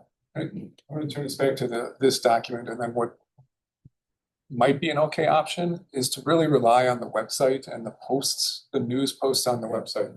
And you take something like what we just talked about for the last 5 minutes and the 7 bullet points here and pull one for each month and have the committee produce. Really, all we, I think, would need for a news post would be a link to whatever the resource is. Could be an image, could be a page on one of the county sites or state sites, whatever. And then 3 sentences, not very much. It would just be a selection like, I would do these types of suggestions first, like the 1 through 7. I don't know if I do all 7, but that way there are a couple benefits. It's potentially visible to more people. It's shorter to put together for each month than a letter each month or a quarter or whatever works for the schedule. And posts can be reused too. If you had somebody had an idea like, I want to let my neighborhood know about this, or I want to maybe put it in a tax bill around, or whatever it is, it can fit. But then you get people's attention every month. Well, you hope to get Good idea, people's Carl. attention. Yeah, We've and got it's like something- it could coordinate with like, this is like a deer, like, and this is like when watch for farm equipment, like every month See, you would have. oh, Yeah, yeah, I mean, yeah, if we yeah. had anything that's coming up that should be announced, if the Iron Man is coming through. I think that's a wonderful We need to be thing, having because that's when every resident. either things. It's the whole thing's on town roads. Yeah. Yeah, I mean, so things that are timely. Yeah. Things that are seasonal, things that are And it can be Oregon specific Yeah. work. Yeah. Anything, it just becomes a flow of information. What a quick question, just on the Iron Man. How many, you have a number of people who have subscribed to Yeah, getting the getting the, communication from the town? so we have ones that subscribe to it, so that means that when we send it out, they'll get it like a news blast in their email. And then, but some people just check the website because they don't want to get it in their email box. So, yeah. So I think you know what, I haven't looked, Carl, have you looked? Stephanie, are you on? Do you know how many people get our news and notices? Is it 300? Last I saw was 50. Yeah, I think it's over 350. Yeah, okay. So over Out of 350. 1,100 Mhm. households, Households. that's not bad, that's Yeah. still a good coverage. start. That could attract attention that something's happening, you Mhm. need to know about this. Mhm. Yeah. So, okay, so we've Great got, idea. now we've got, That's a great idea. That's for another discussion, but. Let's give this another 15 seconds. Yes, are you here for a particular agenda item or just for the love of the game? Taking it all in. All right. we haven't put you to sleep yet? Getting close. My bedtime's 9 o'clock. Oh my God. Okay. Okay, well, we gotta get going. We'll try to- Did you bring slippers?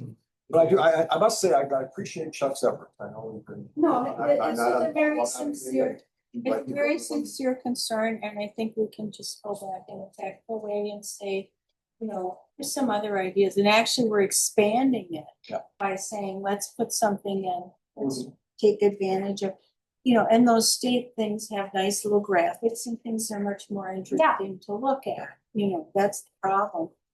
Okay, and can we have access, do we have access to those? Yeah. I don't know. Yeah, so, Yeah. The state thing. Yeah, I think you can, I think, yeah. It's we online. link them from Yeah. our web. Yep. You know, I apologize, I guess I didn't double check, so this is the Four Seasons contract, and I apologize, and I just looked, it was blank pages for number 15. It's Oh, the okay. Four Seasons, heating and cooling contract. This is, so we have the furnaces, the 1994 furnaces, and they may have made it this long because they are serviced. So by, Four Seasons, so this would be, they inspect and clean,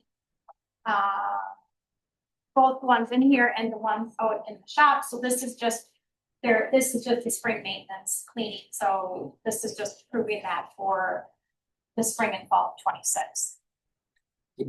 Is that, okay, so not here, not over here, but not in the packet. Yeah. But was it in a previous, did we discuss it in a previous meeting or Oh, was we it first probably have done it before, so we probably did it for like the, fall or whatever? yeah, for the summer and probably winter and summer, and so now this is their spring and fall.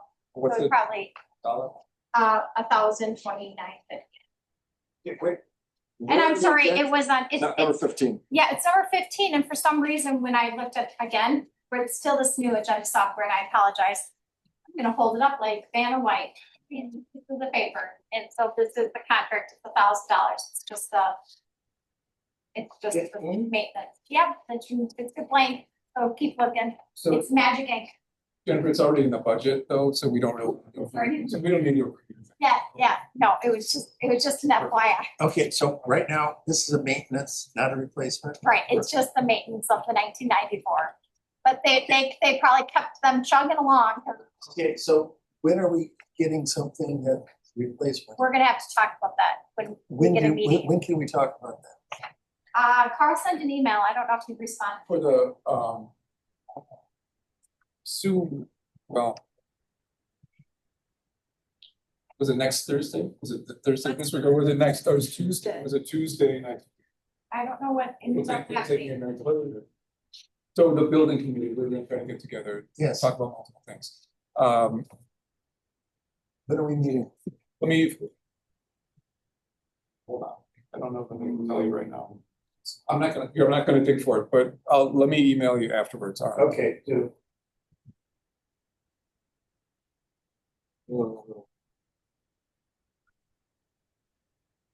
Anyway, we do need to address it quickly. Okay, anything else on Four Seasons? The next one is the salt shed. And that was from Abel, he has an email on that page, that he just talked about, the DOT came and inspected the salt shed. Finally got the garage door fixed, but it said that, they did the annual inspection and the apron is out of compliance. Trying to spot seal or seal coat will most likely get tore up with a loader while refilling the shed and loading trucks. I can use cold patch with the same result likely. I can give estimates on pouring concrete pad approximately 35 by 25. I'm assuming, I did not see him today, but I don't have that estimate. I thought maybe I would have it by the meeting, so I don't have it, so there's nothing to. It sounds like he's doing what he should do. Yeah, it sounds like he's getting estimates. Yeah. Oh, go ahead, Arlen, maybe you know. Well, the only thing there's a question in my mind. If the state can, under what authority does the state have to tell us to fix something like this? Salt is considered, because it can leak into the ground or whatever, so it's considered, I think, hazardous material, so they monitor how we, yeah. That's how that's done. Okay, but it just seems a little odd here. Yes, it's on us to be doing something, so But can we they, see if we can have something like that on the building committee too? Can we deal with that? We can, do we need to? I mean, we should be, if something needs to be repaired. yeah, and I'm Sounds assuming fine. it's gonna be like an emergency type thing. It's only 35 by 25.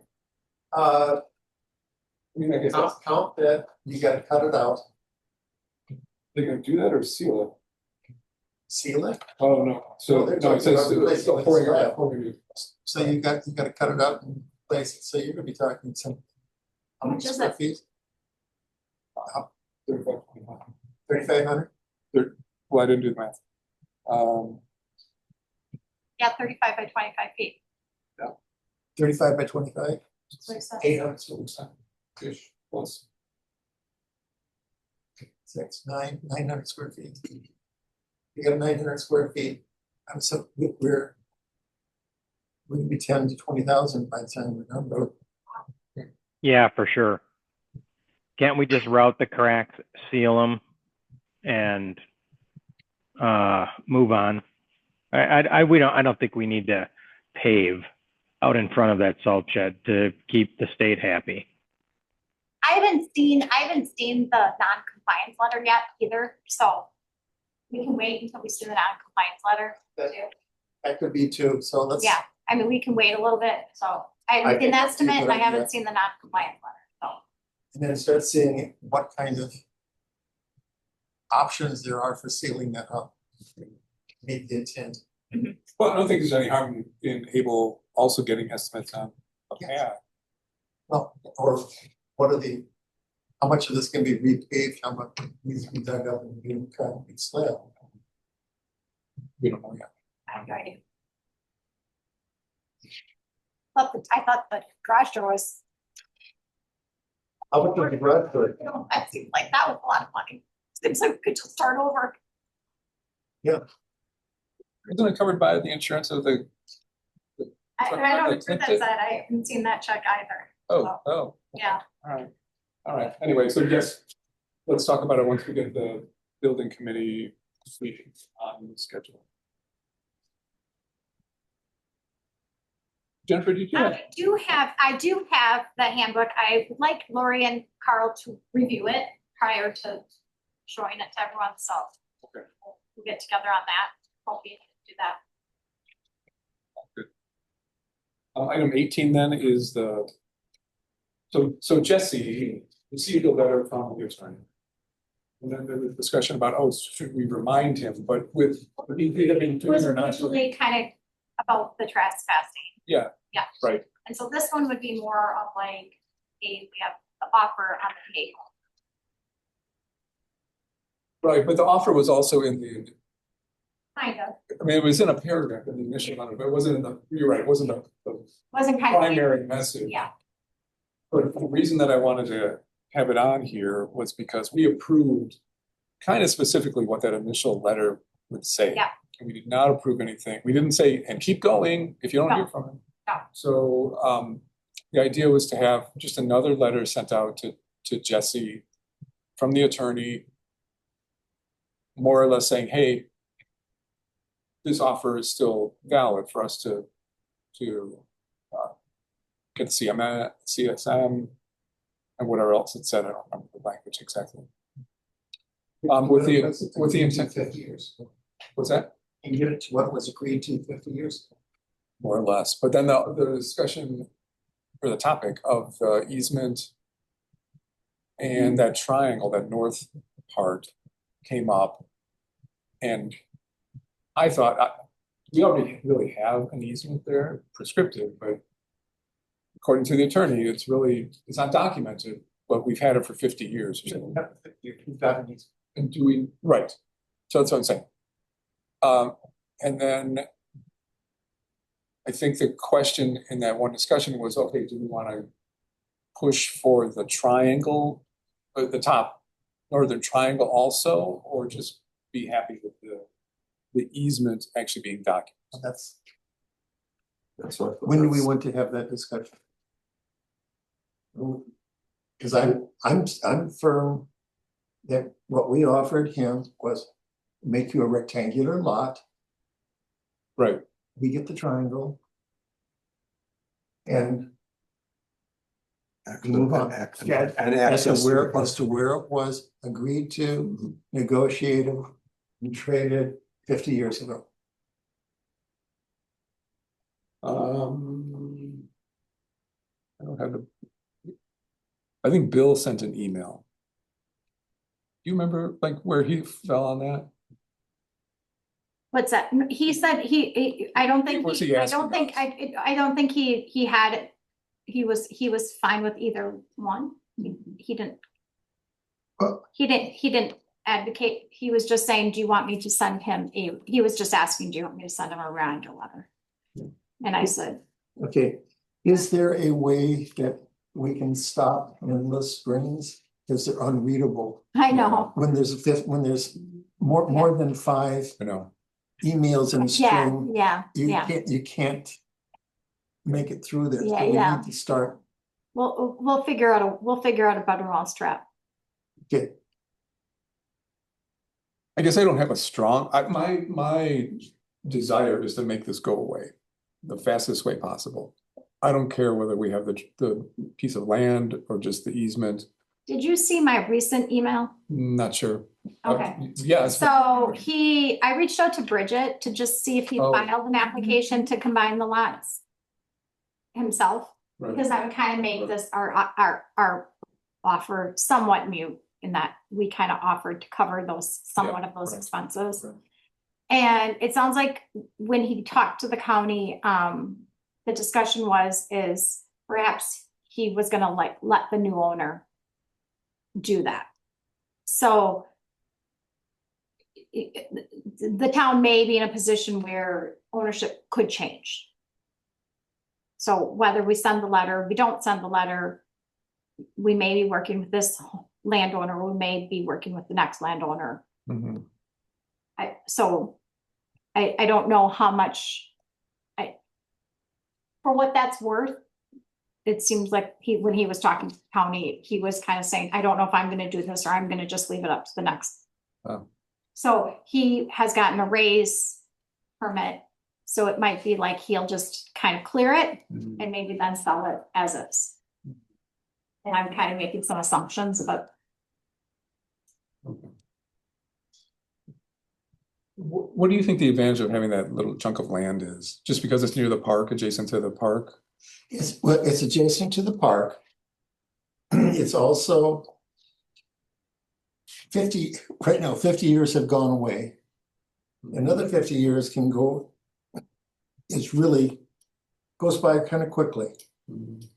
And in that time, I'm looking at that kind of flattish area that's in the front of the Bicentennial Park is going to have increased value and increased potential use.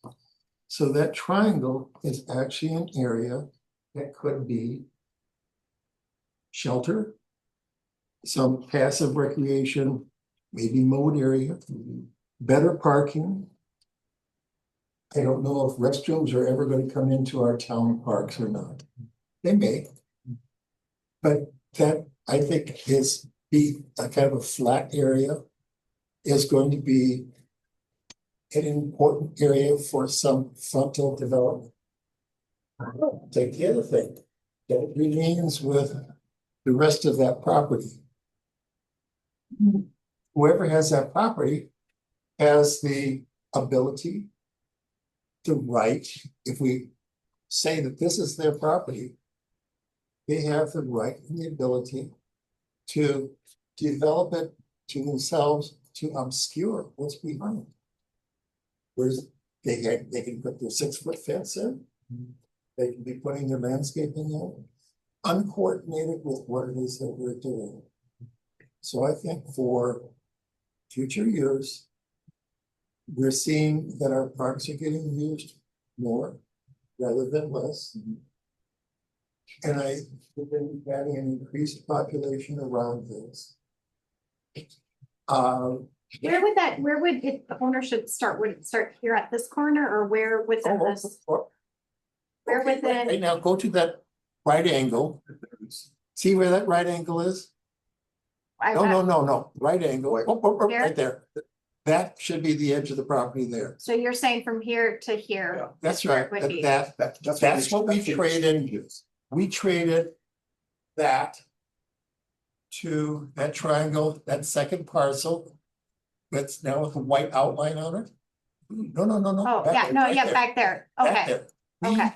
Traded what it is, that okay. parcel for, that. and so it would touch right here at this That corner, would make it right a here. pick a Okay. perfect rectangle. And so that, I don't think that Attorney Morgan understands that when he's talking. I don't think he gets that, because I think he kind of thinks that you're talking about just this right okay, here. I think I think that kind of fits, I think he's kind of echoing Carl's concern. Yeah. Just make it go away the Mhm. quickest way possible, and then it's just cut off, and then let somebody deal with that other triangle. I'm not as, I think that we have made a deal 50 years ago to trade one parcel for another.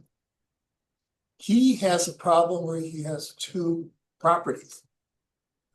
Because he has that one triangle with the white outline. And it's not combined with the purple. That he has a limited building envelope. So that one has a problem. We can solve that problem if we offer it. Complete the deal that was made 50 years ago and give us that and clear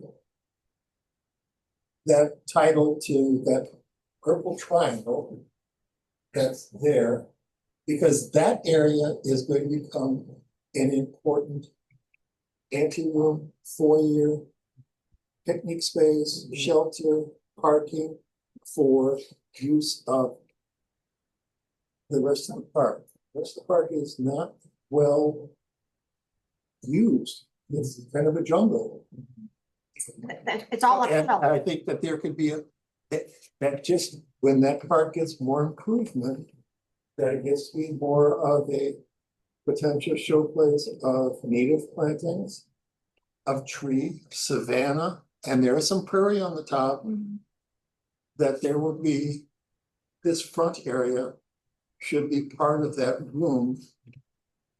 That is the front door to the rest of the park. So I'm fine with the attorney sending a letter again with a reminder or a repeat or whatever it might be.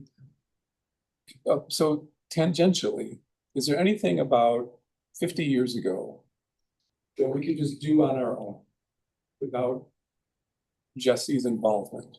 I think we can have, recreate what should have happened? well, I think we should be pursuing with Attorney Morgan saying. Recreate what should have, finish what should have happened 50 years ago. Finish it. Or, at least have our claim to the, clearly lay our claim to that triangle. So that whoever owns it, Jesse or somebody else that has there, that is clearly defined that this is ours. It is part of the park. Just as from a realty standpoint. To sell something, it looks like that, yeah. It's a dumb parcel in there. It's gonna be a thorn in our side, whether it be by spite or by plan that they obscure the front. Okay, I'm trying to get to, do we send a letter? And it sounds like so far getting to that answer. Any other comments, Lori, Steve, Tim, any comments? No, I think we're already spending a lot of time on this, and I think that the ball is entirely in his court. We don't have to do anything. Our attorney has told us that, we could file for adverse possession and be done with it. If that's what we want to do. I just think, let's set it aside, let him sell the property. We'll work through the final details with the next owner if that's what we have to do. In the meantime, it isn't affecting the way we use that park. Jennifer, if whoever whoever gets the property would be Jesse. Yeah, Or somebody he sells it to. It's my understanding that he has to come to the plan commission for combining the two lots. He does. He Yeah. will. yeah, That puts us in a very interesting situation. We have a very vested interest in it. So we're gonna obstruct it. Yeah. You know, saying, let's get the deal back to what it was 50 years ago. I mean, we can keep the airport, we will gladly let you combine the two, but we want it was what we traded to you 50 years ago. Pardon? I'm okay with that. I mean, I think at the minimum, at the minimum, and we would do this for anything, at the minimum, they're gonna require an easement for the driveway. At the bare minimum, the county will We require, did say that, didn't you? Yeah. Yes. Yeah. I mean, that would be the bare minimum, which is what this So that county would be, requires. I find quite problematic, to just settle for that. Right, that would be your problem, which is kind of why we're here today was Right. that, you know, is that that was not the intent. That was sort of the attorney kind of being like, well, would you settle for that? And it's like, well, we would get that whenever this would be combined into two lots. We will get that regardless. But we have it now anyways, essentially. So, So I think Arlen's bringing up a good point, and Tim brought it up as well, is if you're gonna take another step, or whether you're gonna wait and have that other step come to you. Well, we had a deal on the table for that. And, you know, I don't wanna fan this flame anymore, and for that matter, I'll take the privilege of calling the question. I think we've had enough of this. And what are you suggesting? Call the question, we're done with it. What is the question? By calling the question, let's just, we're going over and discussion's over and move on to the next agenda. Oh, okay, so let it come to us.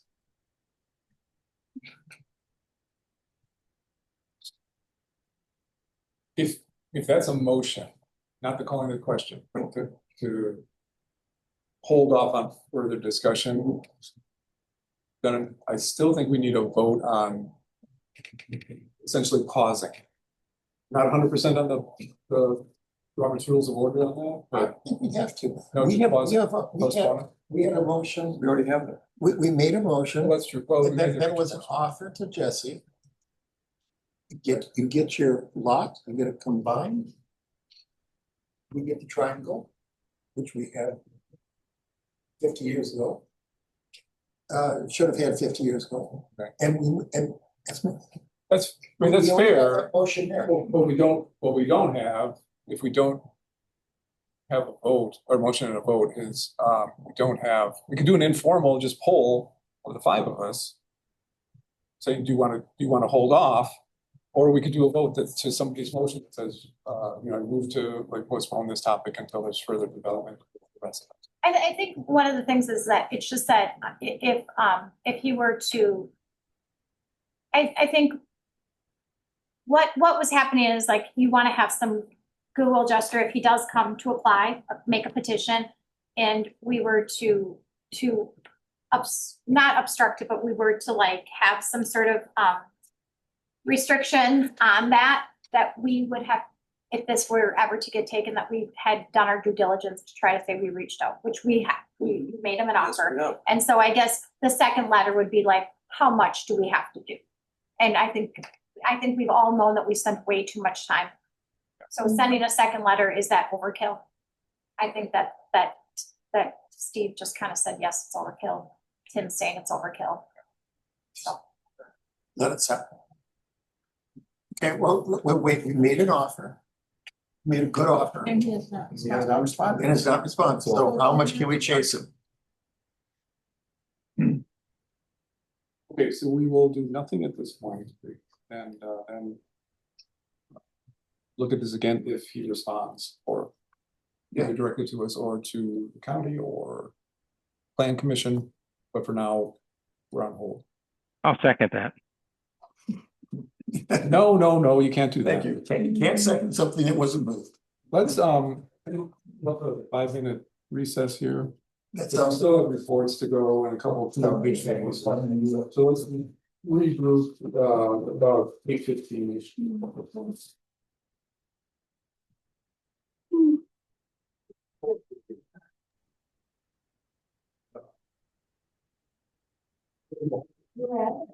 What's wrong? Oh, Is man. something wrong? This, are you taking off, Mike? Oh, I'm just, You're just stretching? yeah. Resilience is great.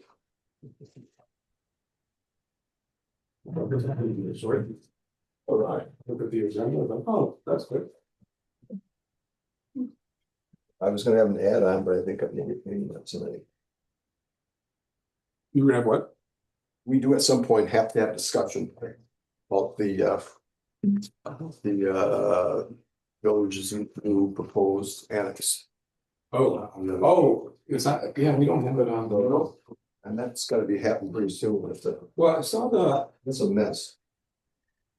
We had a lot of, we had. We should probably mute the meeting if we're on break. We should. Jeff, can you mute the broad, we're on pause? Oh, hold on a second. Sorry.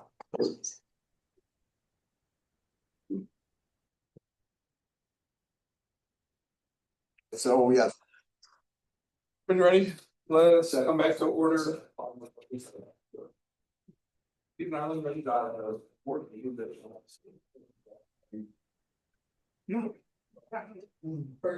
Well, anyway, that's what we talked to us.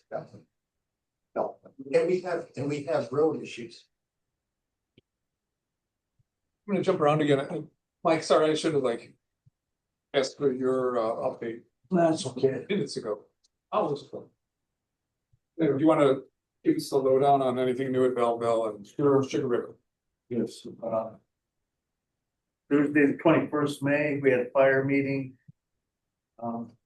They have, the finances are always in good shape. $90,000 in checking. They had 134 calls so far this year. Roster's the same. They got a brand new fire truck, real nice big one. It's been received. They're working on it. They had a fundraiser, fish boil fundraiser, served 540 meals. 15, 20 bucks a meal. Our accountant is retiring. So they're starting to create PDs for their secretaries and accountants. Treasurer, not the accountant, treasurer's right. So they're starting that process. Because of the replace, at least the treasurer. And a lot of discussion on their record storage. They're trying to decide between the two departments whether to put things. I don't know, just file cabinets. That's about it for the fire department. And I guess it's good they don't have a lot of major fires, things like that. There hasn't been any since I've been involved in. So it's good. But the EMS, on the other hand, they have healthy savings checking $268,000. They had an open house in New Glarus mid-May, and had 250 to 300 people showed up for it, and hot dogs, and fire trucks and whatnot. And Belleville had an open house the next night. We had about 500 people there. So it was a good turnout. We had the emergency helicopter was there. It was okay. And New Glarus Brewery donated $20,000 for a cardiac monitor. That's a pretty generous donation. On their raffle, they sold 1,260 tickets at 20 bucks a ticket. And they came out with $25,000 they made on this fundraiser. And one thing about it is that I was been selling raffle tickets at the Torque to our comrades out here. And one of them won a half a pig. Kathy Herman, Oh. Hillcrest neighborhood.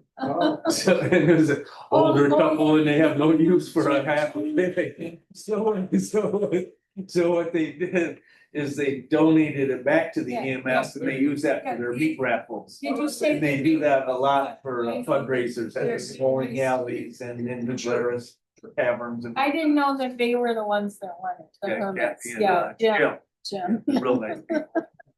But yeah, they're not the pig, half a pig. Can't see. They don't, the meeting. they don't Yeah, seem to pig. be that type. I can polish that off in a couple. I did not win the $5,000. Darn. Sorry, unfortunate. Late July, August, we're gonna get a new ambulance. 400 calls so far this year. 400. 800. I think that's between the two departments. And 82 members, well, mostly volunteer members for the EMS, a few people there. But 82 is a pretty good turnout for a small town like this. But now we're covering the Glarus also. They're also doing a PD for the secretary and treasurer. And the records issue. And that was about it for. May meeting. I'm a little curious. So 400 calls they had through May. Yes, yes. That's pretty impressive. Yeah, Okay, but that also shows a sign of what's more important, EMS or the fire. yeah. And why the finances are so tricky for the leaders. Absolutely. Because they were combining, because of staffing issues, in my understanding, that they have a hard time keeping the New Glarus one staffed. How do they still, are they still having people at the New Glarus EMS office ready to go? Yes, the Glarus citizens are still involved with it, you know, from the previous. The volunteers. Yeah. They still have New Glarus a healthy volunteers. number of volunteers Yes. from the New Glarus. And then we have people from the Belleville that are staff. Mhm. There's a building over there in New Glarus. Next to the fire station, there's an EMS. area. Okay, so the volunteers are at the office waiting, or they come from their home. The one in Belleville, that is staffed by somebody 24/7. Mhm. And I can't answer for sure at New Glarus, but I think it's pretty much the same. But I'd have to double check it. Okay, it's tricky. I just, like I say, just curious on the logistics. Yes, the logistics, and I think Josh was getting at the fact that I understand, when they went, the state people that are reviewing these applications, they don't, according to Josh, they don't really even get how the financing works with those volunteer departments. And so they were having trouble evaluating the budget because, how do you put that on the balance sheet that 80% of your people are volunteers? Yeah, And I everybody's was- from department. I was just shocked that the state wasn't cognizant of how much of that happens in rural communities. With the volunteers, that's all. The state is more rural than. Yes, yeah. It is strange. Well, like up in northern Wisconsin, Yeah. all volunteers. Yeah. We're trying to improve the coverage out there in Yes, rural and areas. that Is the goal. consolidation is a real good step toward helping toward, making it even and a better coverage. Any other questions for Mike? All right, thank you, sir. Thank you. And did you come over Bellbrook? No, I don't travel Bellsbrook very much. I'm on the Highway D racetrack. That's where I commute on. And that's my comment about the traffic is that it's just really fast. The rush hours on Highway D, Yeah. AM and PM. There are times to avoid that. Yeah, exactly. Yeah, don't ride a bicycle out there on rush hour one, 6 o'clock, 7 o'clock. Because I'm very the next few weeks have been very particular, especially when all of a sudden the kids are out and the 16-year-olds are driving. That's like. The 16-year-olds are loose. Anyway. Excellent. Tim, do you have a, oh, Go ahead.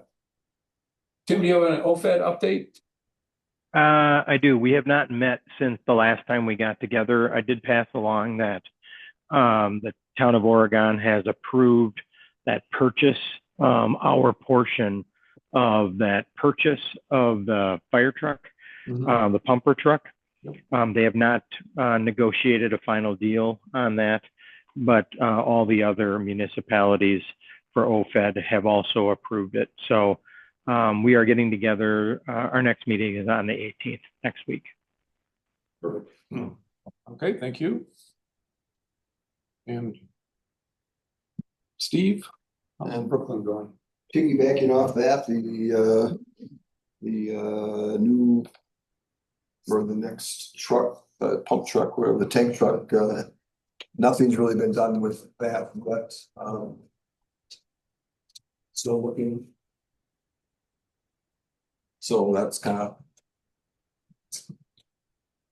the only thing they have done. That they had a very large years and years of retired equipment there, from hoses to a bunch of stuff, but I guess the chief was able to bring that over to surplus and at a good amount of money for that, so that's good. They're financially, they're in pretty good shape. I think there's still this hesitation in the air, but I think that's part of being in Brooklyn. Well, the RFP. I mean, they're going to be part of it, but there's they're a little different with that.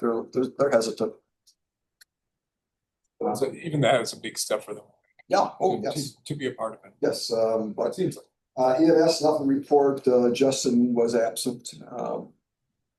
But the only thing I wish I would have asked, I didn't know if a farm concert's coming back this year or not. I don't recall. Do you know, Jennifer? I don't know. I don't know if they're doing that again. Could have been that. It is. It Yep, is. it is. Okay. So otherwise, it's all's good. All right, thank you.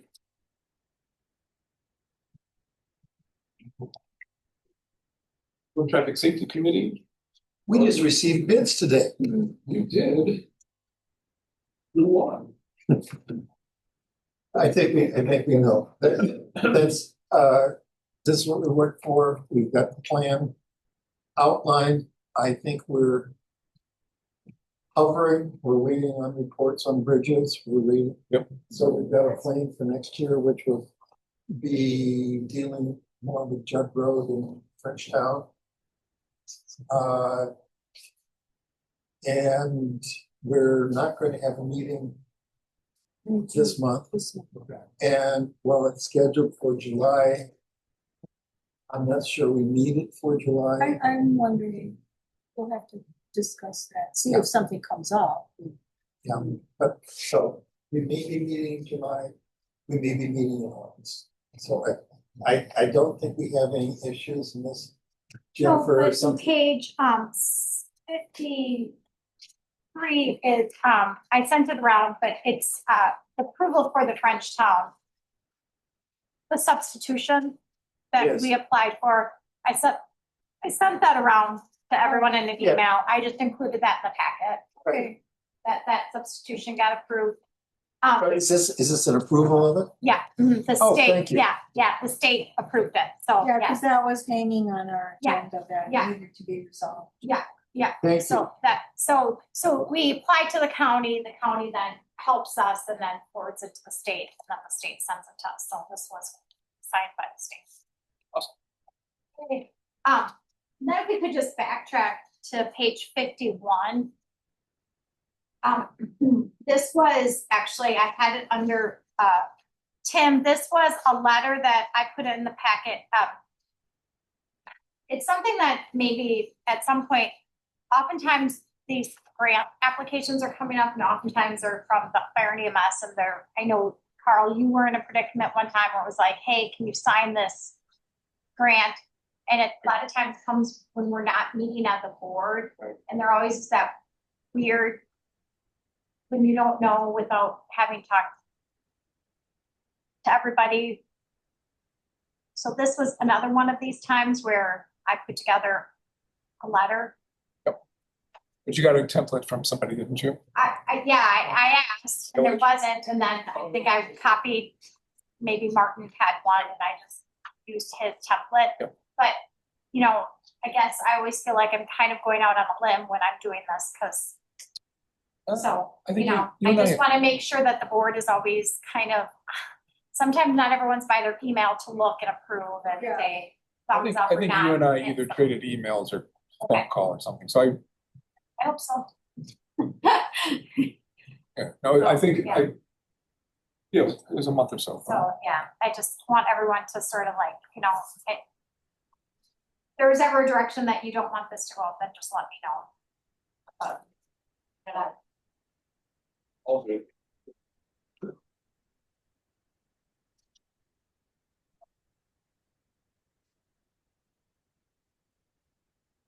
Yeah, Gloria, court report and some cool stuff about a waterway. Oh, yeah. It's on page 56. There, as I've been telling you, Sheldon's been trying to clear the brush and clean up the site. Well, another issue that's a very long-standing problem is this issue of water pooling on the back side of the Torque. We used to have a name for it. It was affectionately known as Lake Fauerbach, because that was near the metal building there. Anyway, different attempts were made to kind of correct that. Of course, you have wetter years, drier years, but Sheldon started working on opening up the waterway that feeds. There is actually a drainage, let's see, it'd be probably right. The waterway is located on the north end of the blacktop. To allow water to drain away from the blacktop, he widened it and he's trying to connect it up to the drainage ditch by the shed. So that'll, and not only does the water pool when it's heavy rain, in the wintertime you have a lot of ice forming. Yes. And it's been that way forever. And as I said, they've tried from time to time to try to patch together some kind of a solution, but continues to be an issue. And I think you conferred on that as well. With Abel and he's been conferring with Abel and Ryan and these Yeah. things in Arlen too. So that's the big That's cool. Does that Great. need to be added sometime to the list of what needs to be paved? That has come up different times about repaving the parking lot down there. Yeah. As far as I know, there's no active, it's not actively listed on any road plan at this time. Okay. Do you mean just the parking area or Yeah. the whole yard? Like the I whole- don't know what I'm talking The about. whole parking area. What is the- Well, whole the thing is a driveway, mess. yeah. We have a The large base, chunk of asphalt. the asphalt pad underneath all the receptacles, yeah.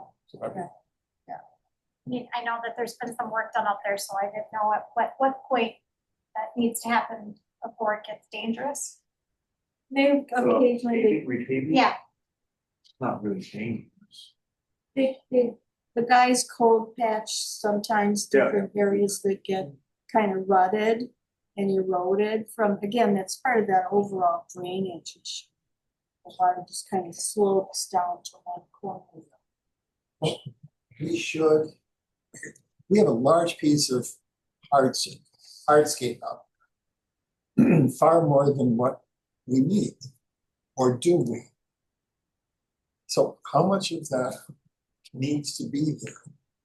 How much of it, if we are going to improve it, that we could pave the whole thing again and try and guide some of the drainage? Yeah. We could pave what we need, dig up and regrade the rest so that it drains better. Yeah, Services better. But I think it's a question that we need to be talking to the crew out there. yeah. As to what do we need for a hard service? What would be the best solution? What would be the best solution? So that be And it's something. been that way forever. Yes. It's been- Well, if there's something by these numbers here, if we're having 1 to 200 vehicles come dropping stuff off Every weekend. every weekend,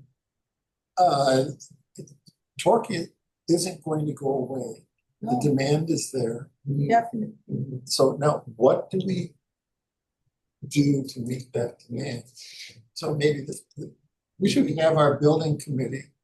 That's talk about another one. Task there. Let's talk about, I think more improvements to the torque would be right in line with what we've already started. Yes. You know, but now shift over to the actual yard. But that definitely, especially ice in Yeah, winter, that's always upsetting. yeah, especially if it's a resident that Oh, yeah. slips them. Yeah, we don't need to cause an accident. No. But yeah, we should evaluate Do you that. have any thoughts on that, Mike? Yeah, it looks like it could be redone, the parking lot's in Oh, terrible shape. talked I about mean, the it for a whole while. yard is in terrible shape. Mhm. Okay, but how much of it do we need? Pardon me? How much of it do we need as a Oh. hardscape? Oh, we As use in- all of it, we use all of it, because of the brush pile, we have brushed the size of this room on a weekly basis. Does it need to, Good. does it need to be asphalt? Can it be, how much of it can be gravel? Oh, I'm asking dumb questions. yeah, I It's- really it's- don't know. But there could be an assessment. not- then. It's an assessment as to what is it that we need. Granted that we have new ordinance or new requirements for drying the brush, or we have Yeah. brush piles Yeah. we didn't have before. No, Right, yeah, we That's solved all. that, or addressed that one with the fires and right. whatnot. Tomorrow, Stephanie has a phone call with the DNR. They have to do a phone interview with her on the torque. Oh, So not I an know more. inspection? it's it's very detailed. She was Okay. prepping for Oh, my. it today. They're gonna go through. It's like I said to her, I don't even remember. And she said it's been a really, really long time, but like going through, it was very detailed. So we may be having more. A few more improvements to do. Maybe. Well, let's involve. So for example, like where we store the light bulbs. I was like, oh, well, I think we now moved the tires to the old thing, so we probably have them not in grocery carts anymore. Well, that should be an Right? improvement. Yeah, we have a building for them now. Yeah, so, Oh, interesting. so So we might have a to-do list then, perhaps, coming out of that. and interview. hopefully we have them labeled or something that there's, Oh, Yeah, some of that was discussed at that. Yeah. Visit last Yeah. summer. anything else torque related? Should be. That's great. All right, monthly building inspections, page 57. Solid Works. Jennifer, you have anything from? don't have anything, like I just mentioned that they said that the road work was done. Okay. Nice.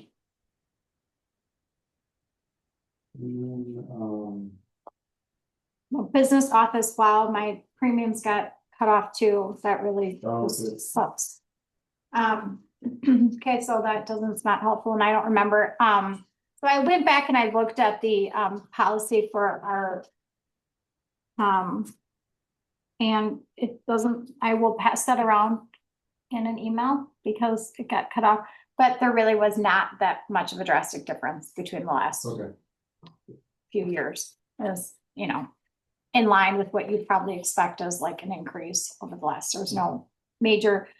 I did talk to our insurance agent though, the container and the guy's office, the container was weird. She said we had to value it as a commercial building, and it would have been like 113,000, and you only paid 13,000. So she's like, we're not going to value it as a commercial building. So they're going to just put that $13,000 value on it. She's like, and I'm like, yeah, that makes sense. She's like, so like it wouldn't be covered as like a building would be covered necessarily. You would still get your value for it, but maybe something like hail damage or and I was like, we're we're not looking to like, it's not gonna, it's that hard to work, so it probably wouldn't be fine like anyways if there was like dents in it from hail, so it seems like that was fine. And that building, I think, is gonna be 72,000. I think the guy's office would be 72,000 is what we put up. That's that on that insurance for that. Can I just Yeah. a tangent, nothing related Yeah. directly to the insurance, but more just to the system? Yeah. Are you keeping a list for Eden as far as stuff like, oh, the landscape documents are showing up as portraits and getting cut off? Are you keeping a list? Yeah, yes. The list gets, sometimes I write a list, I'm like, oh, I need to keep it in a computer, but yes, this will definitely, but yeah.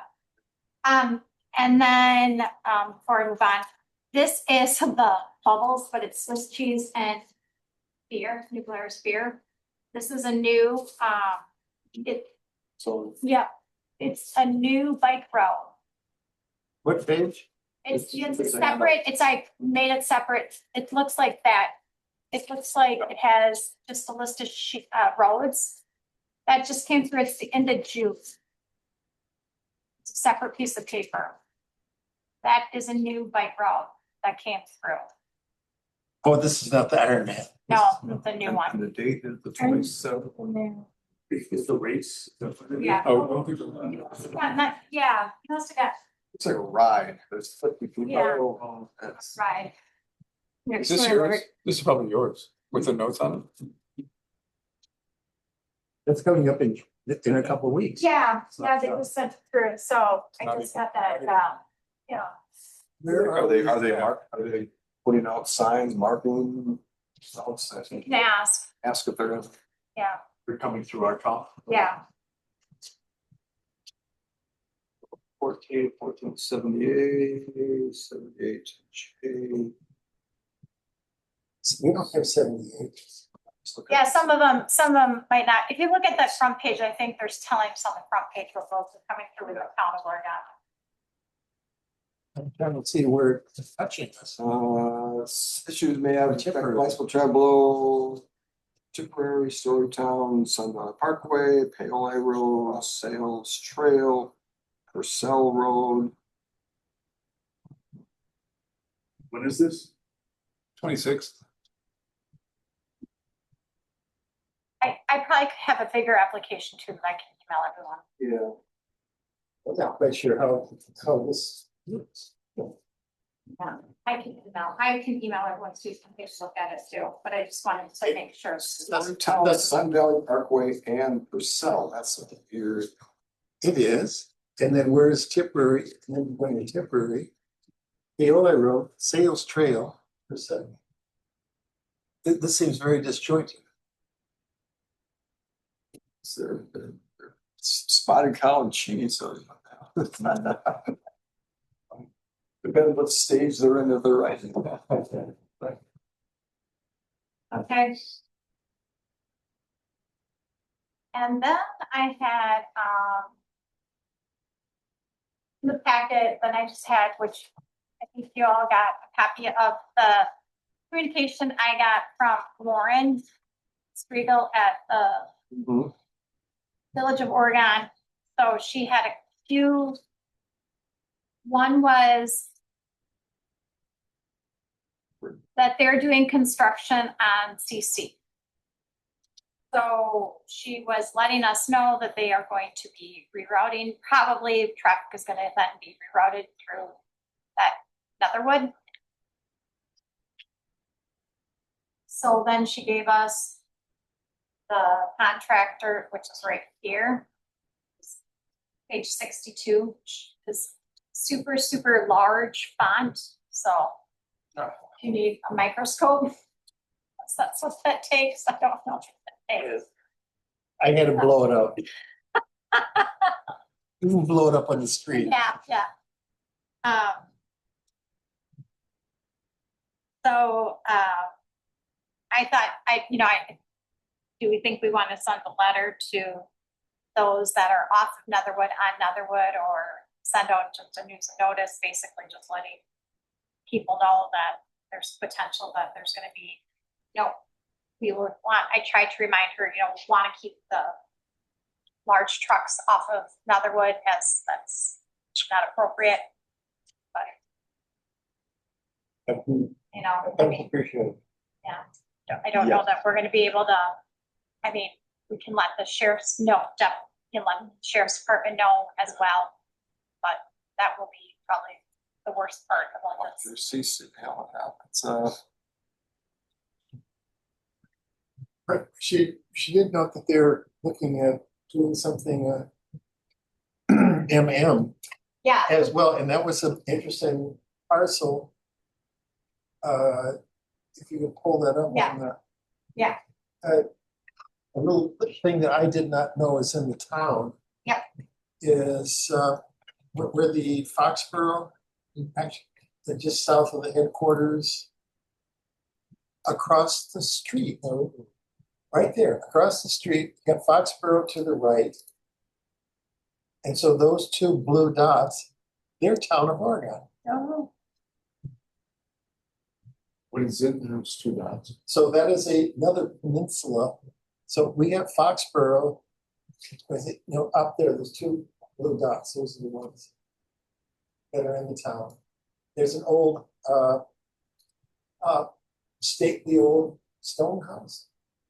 I think it's on there. yeah, it's pretty. Yeah. Yeah, It's pretty. it's a nice. Yeah. Very, very pleasant. Yeah. But it's, I didn't know that was in the town. Oh, yeah. There it is. She was at Brooklyn. I think she was a secretary at Brooklyn. She was a teacher. She worked in the schools. Either way, that's ours. But we don't have the road since it's a county road. Well, yeah, and we shouldn't have to take it.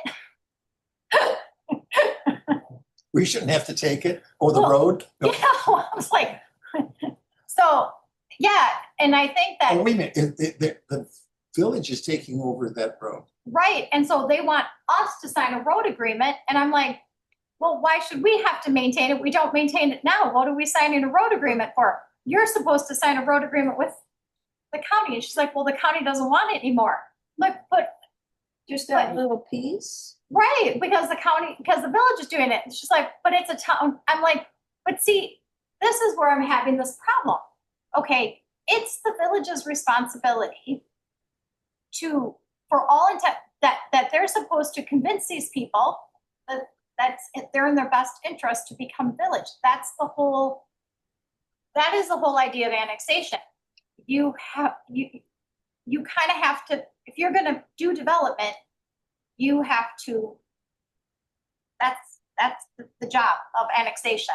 If people resist, you kind of have, it kind of stops. You have to either buy them and you have to sweeten the pot, or you have to do something, but you can't always just work around them and so I think my point is this keeps happening and they keep on working around it. And I think the town at some point has to write a letter to say, you keep working around. And there's a point where we have to say What? that they're leapfrogging. Yeah, or we have a meeting. I But think. right now, they're not leapfrogging, but they are peninsulizing us Mhm. and penalizing us. And there's a leapfrog on the roads, but we have a leapfrog problem with Trustler, Yeah, Trustler Circle, Trustler Development Mhm. as well, because they're. and they that's- did it over here on CC. When you look at CC,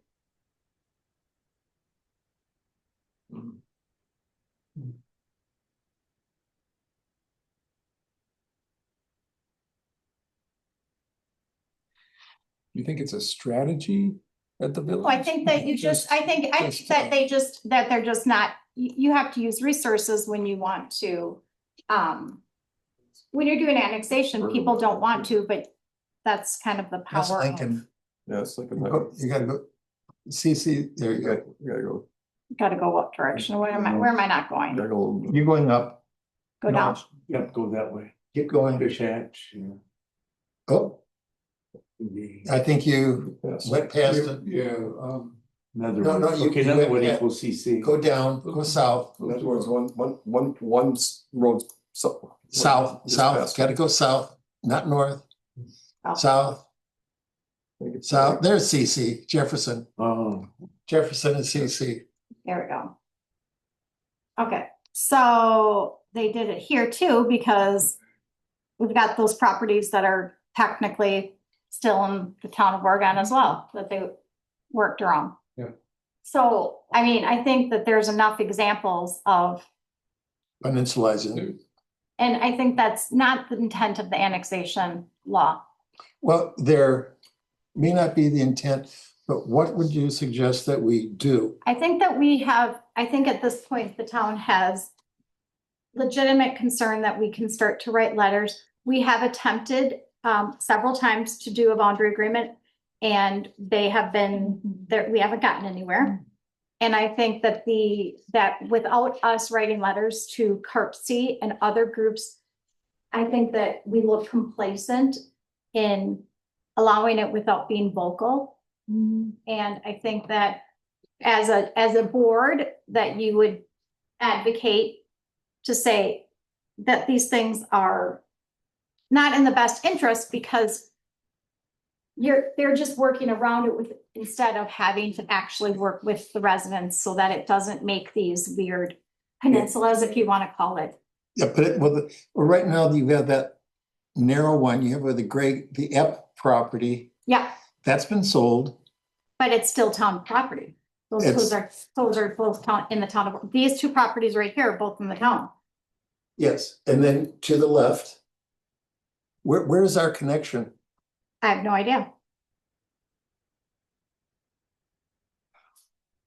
So those two properties, That the cursor's on right here. those properties right there, and the one Yeah. across the highway.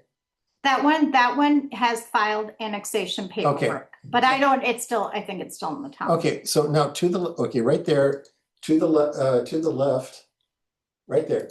This one here, yep, Is the one to the left, is that still this town? one, both of these are in the town, yes. One is town, and so the connection to the town is the next property to the west, to the left. Are you talking about these two right I'm here? talking about the one next to it on the left. This one? Yeah, Oh, I think the rest of these are all village. that's village. Mm-hmm, Well, then we have a problem, and then that is an island. yeah. Yes, you're right. If that's not, because I thought F had already applied for, or that whoever they sold it to has applied for. it. Okay. Then I think we need to be having a little sit down with, Is it CARPC that polices this or? They approve the service agreement, basically, that expands the territory. They're kind of that entity that they apply to. okay, wait, now go up to where go up to Yeah. Trusted Circle area, It's here. Netherwood. Yep. Okay, now, right there. The development is the property, right there, that's the new development property. So Netherwood, both sides of Netherwood will be surrounded by the village.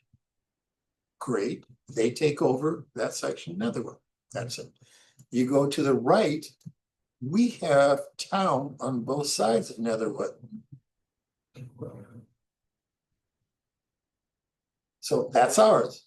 Now you go to the right. And from the Alpine Parkway, we have the north half, the village has the south half. How do we get to, and then to trust, we don't have a direct route for snow plowing. And Again, I so, think I mean, that's kind of that's, trouble. that's where we have a road island. We don't have, and yet they're connected over the top. So we have another peninsula, but it's connecting an island of roads. And I think this is where we are like, we don't have a boundary agreement.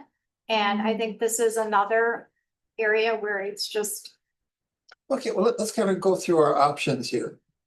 This is something that we could be writing to CARPC. This is also something we should be sitting down with Phil and the engineer and start outlining the concerns and who's going to be maintaining. Because if they're wanting to come to us for maintenance money, this is a problem. And I think if they can't, I mean, so how I left it with the Jensens, which is this one, I was like, has anyone talked to the Jensens? Because Which one is that? that's the property over on MM.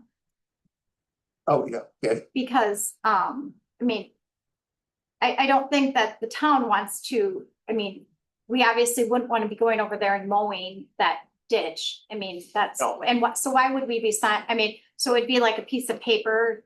I don't understand why we would be, why would we have any involvement in having the maintenance of That that? doesn't mean that there's not a state statute that says Sure, we but have to. I think we could use that as sort of the stepping stone to saying there could be some sort of boundary agreement. No. I mean, it's something they need, and I think that there's bargaining chips that the town can have at points that we don't often have. Yeah. Does it make sense to have town, village, CARPC meeting all at the same time? Because I have a feeling if we did it separately with the couple groups that things would get lost in translation or. CARPC does offer like small scale like help to municipalities. Yep. I don't know if it's like on an as needed or as they have staff available, but we can reach out and ask them if this is something that they would. I would really like, I think from a plan commission point of view, I think we should. Mhm. So I think so. Some Would you call that help- help with some like a help and boundary? Guidance as to what the statutes Sure. are, Okay, what the planning thing is, so that we are not totally in the dark as to what our options are. okay. Because we may not have. I guess I'm looking for if that one area is in fact an island. And I know we have road islands, even though we have peninsulas, and the peninsulas are getting tortured. I can reach out to CARPC and maybe see if they could meet with us to discuss it and then see if they could then bridge the gap to have Yeah. a meeting with everybody. I think that works. Okay. Sounds like it should work. Okay, that sounds good. That's a great idea. And that, if we're doing it at the town board, that may be something that we invite the plan commission to join with the town board. Always welcome. I think that would be of great interest to them. Yeah, it's definitely a plan commission topic. Yeah, and I think the board would be, rather than have it filtered through the plan commission, bring it together. Yep, agreed. Okay. I think it would be good to have just start a running list of things we want to talk to CARPC about and how we would incorporate that into an agreement with the village. So I think, the islands that have been created on MM, just that list that you just mentioned, if we started a list so that we can address each one of those things at the same time, let's make sure that we put on that list that the town office property, the town center property that we currently have. Right, all the peninsulas, we're up to the Maidson property. Yes. It goes, well, we got another quarter mile beyond here. Yeah. So yeah, let's just start a list of things we want to talk to them about so we don't forget something once we have them sitting with us. Especially since they were also looking at development to our south that somehow has not happened. Yeah. Which they have had a hand in, That one. which we don't know why. All the details as to Yeah, why. something fell apart. Yeah, the Gorman, it was Gorman who was going to develop that, and they pulled the plug on it.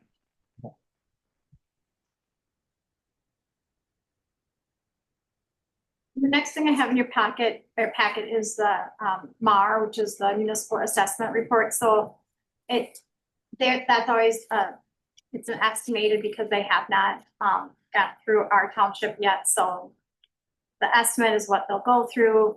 That's what will be used by the Department of Revenue because they have to finalize it. it won't be on the tax bill, but it's what's used for, purposes of determining our, percentage of new, net new construction. That's that. I think that's it for me. Good, okay. I put the committee on there because I just felt like we had anything, maybe I'll just keep that on there just so that we're not missing anything. And then plan commission. I can go out the comprehensive plan, doing the other, depending on what files that like, so it's not in the paper version, but there are two different files. Yeah. Of the packet. Almost 205 pages, it's about the plan commission. I'm sorry, the comprehensive plan. Instead of 90. So do you have anything to? Well, we went through first 60 pages of the comp plan. Okay. We have another 20. About 20 pages of text to go through again. We may have, I think it sounds like we're going to have another work session rather than trying to do it at the next meeting. Are we probably gonna do it? No, I can't remember. Okay, well, what? Because there was discussion of whether they needed a separate work session. But it went really well, and the draft is very clean. Mm-hmm. So I don't think it's gonna be much of a stretch to finish that. Don't you Yeah. agree? I agree. But I can't remember, I honestly can't remember what we Well, said. we're going to be meeting next week. Yeah, I think. We had some things on the agenda and we'll Yeah. see if how much we can Did get you through. decide that you might wait until to see if you could do it at the next meeting, and then if not, do a work session? Is that? Let's see if we can do that. You have a deadline with the county or anything like that? No, there's no. Okay. No.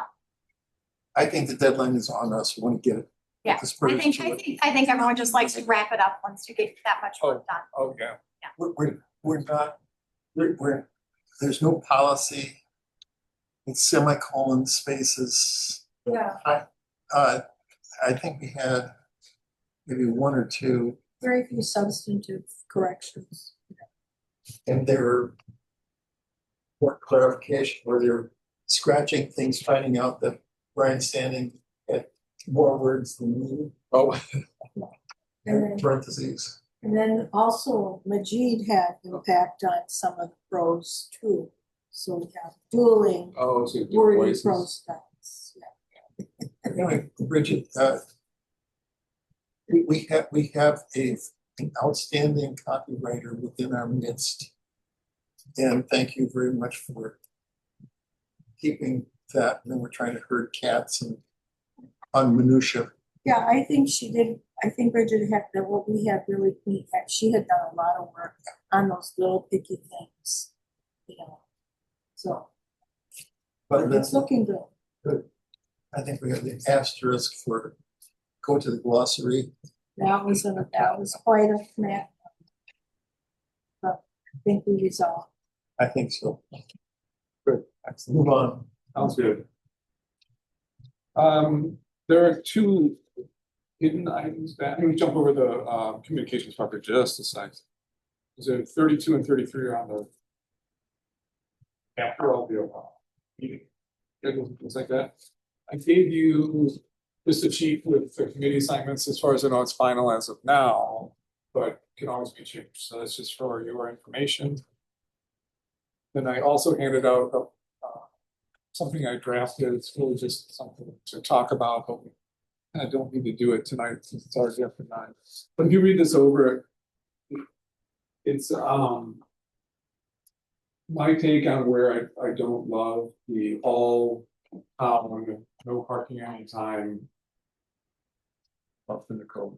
So originally started as ordinance, not 86, but I have a feeling back in 2017 that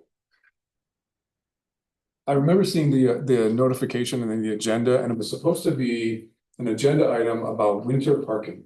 I thought, oh, that makes sense. no, winter parking restrictions makes total sense, so I didn't go to the meeting. Then this came out of it, no parking, ever in the town ever. And I don't love that sort of blanket restriction on every, we've got towns that, we've got roads that are different, I mean, some are out, way out. And then we've got subdivisions, so I think there's more to talk about, and I've got some of the potential things that we could talk about as, if anybody's interested. That I think would work better than what ordinance 86 says. And really, it's just copied into, it's got a different code number, but I don't remember what the code number is. So that's something that we can get on an agenda and maybe not talk about it at 9:04. Okay, well, if we do, it'd be well worth taking up. We do have issues of we have no parking lane. Right. We only have ditch Yeah. and grass. Yes, Yeah. right. And so, yes, And the other thing, Not a lot of shoulders. we no. don't have much shoulders. No, we Yeah. don't. No, we don't. So it's a challenge, and I don't think it works well now. So we don't enforce it anyway, so I'm not sure where I'm getting my data and saying it doesn't work well, because we don't know. But I think we should check our snowplow work, Hmm. our highway, our people who are on the highways. Yep. See how it's working. I think it started from that sort of where it was like, what happens when you're snow plowing and you're running into vehicles that are parked. I think that's where it started. That's where it Well, started. one of the things I suggest though is winter, what do I call it? Winter parking restrictions, which is essentially would be, I don't describe it in here, but essentially be if it snows X number of inches, nobody should be parking on the streets for 24 hours, Right. 36 hours, something like that. Okay, So there's a- I was on the plan commission when this was drafted. Okay, And was part of that. And there was concern also that cul-de-sacs were being used as parking lots. so I have in here where overnight parking is not allowed. And the streets there should be. I ran into it, I was in a place in one of the Chicago suburbs where I didn't know that overnight parking wasn't allowed. Because they would go around and ticket after 2 in the morning or something like that. So I picked up a $60 parking ticket because I didn't street favorites. So there's an option to address that too. Yeah.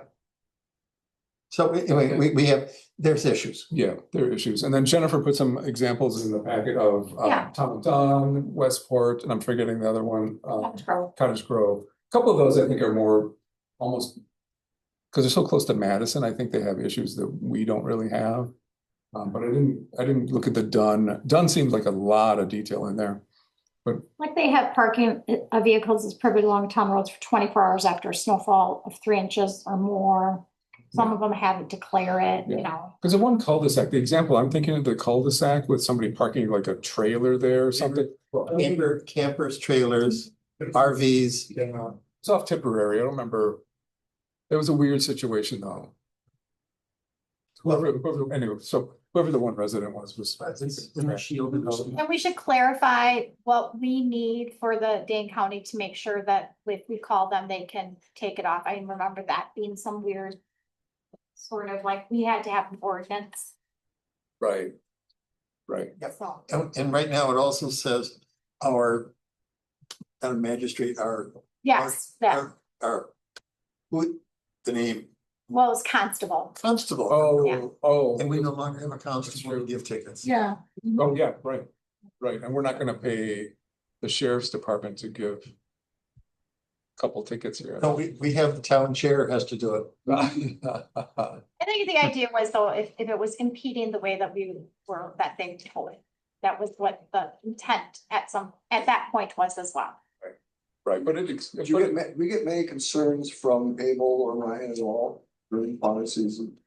Yeah, they do. I mean, Concerned, but are they? I mean, I think they just work around it. Yeah. Yeah. let me interrupt this. Hey, Tim, Yes, the couple things I'm talking about are not in the packet, but I sent you an email with them. yes, I saw that. Mhm. Okay, then you're good. Yep. So anyway, that's. You have a communication? All right, so, yep, let's go back to the communications for 29, board communication. There was, Steve attended the meeting last night. At the village. oh, okay. Yeah, there were a number of questions from town residents and I had a number, actually a few people in my neighborhood now off Allen Drive in Darby that came and said, how come we weren't informed of this meeting? And letter that I received, I think they said they were informing anybody within 1,000 feet of the areas as well. Allen Drive is roughly quarter mile, not even that, from this new division, and there are a lot of good questions. My questions dealt with my first question dealt with communication. I want to know how much communication there was between Veridian, the village, and the town.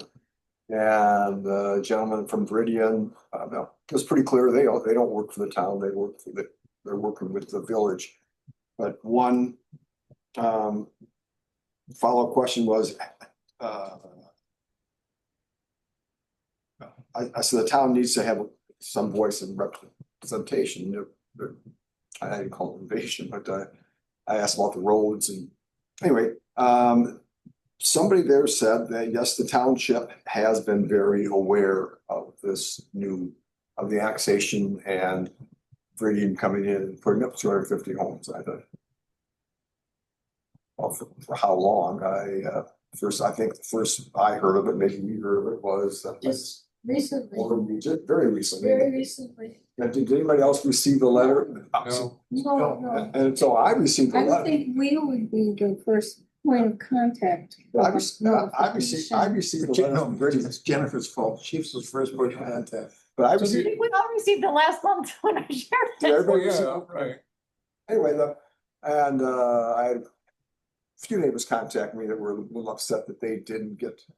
And I know some people last night asked about that and expressed their frustration with what, and I know that somebody there has said, oh, we should have informed the whole Allen Drive neighborhood.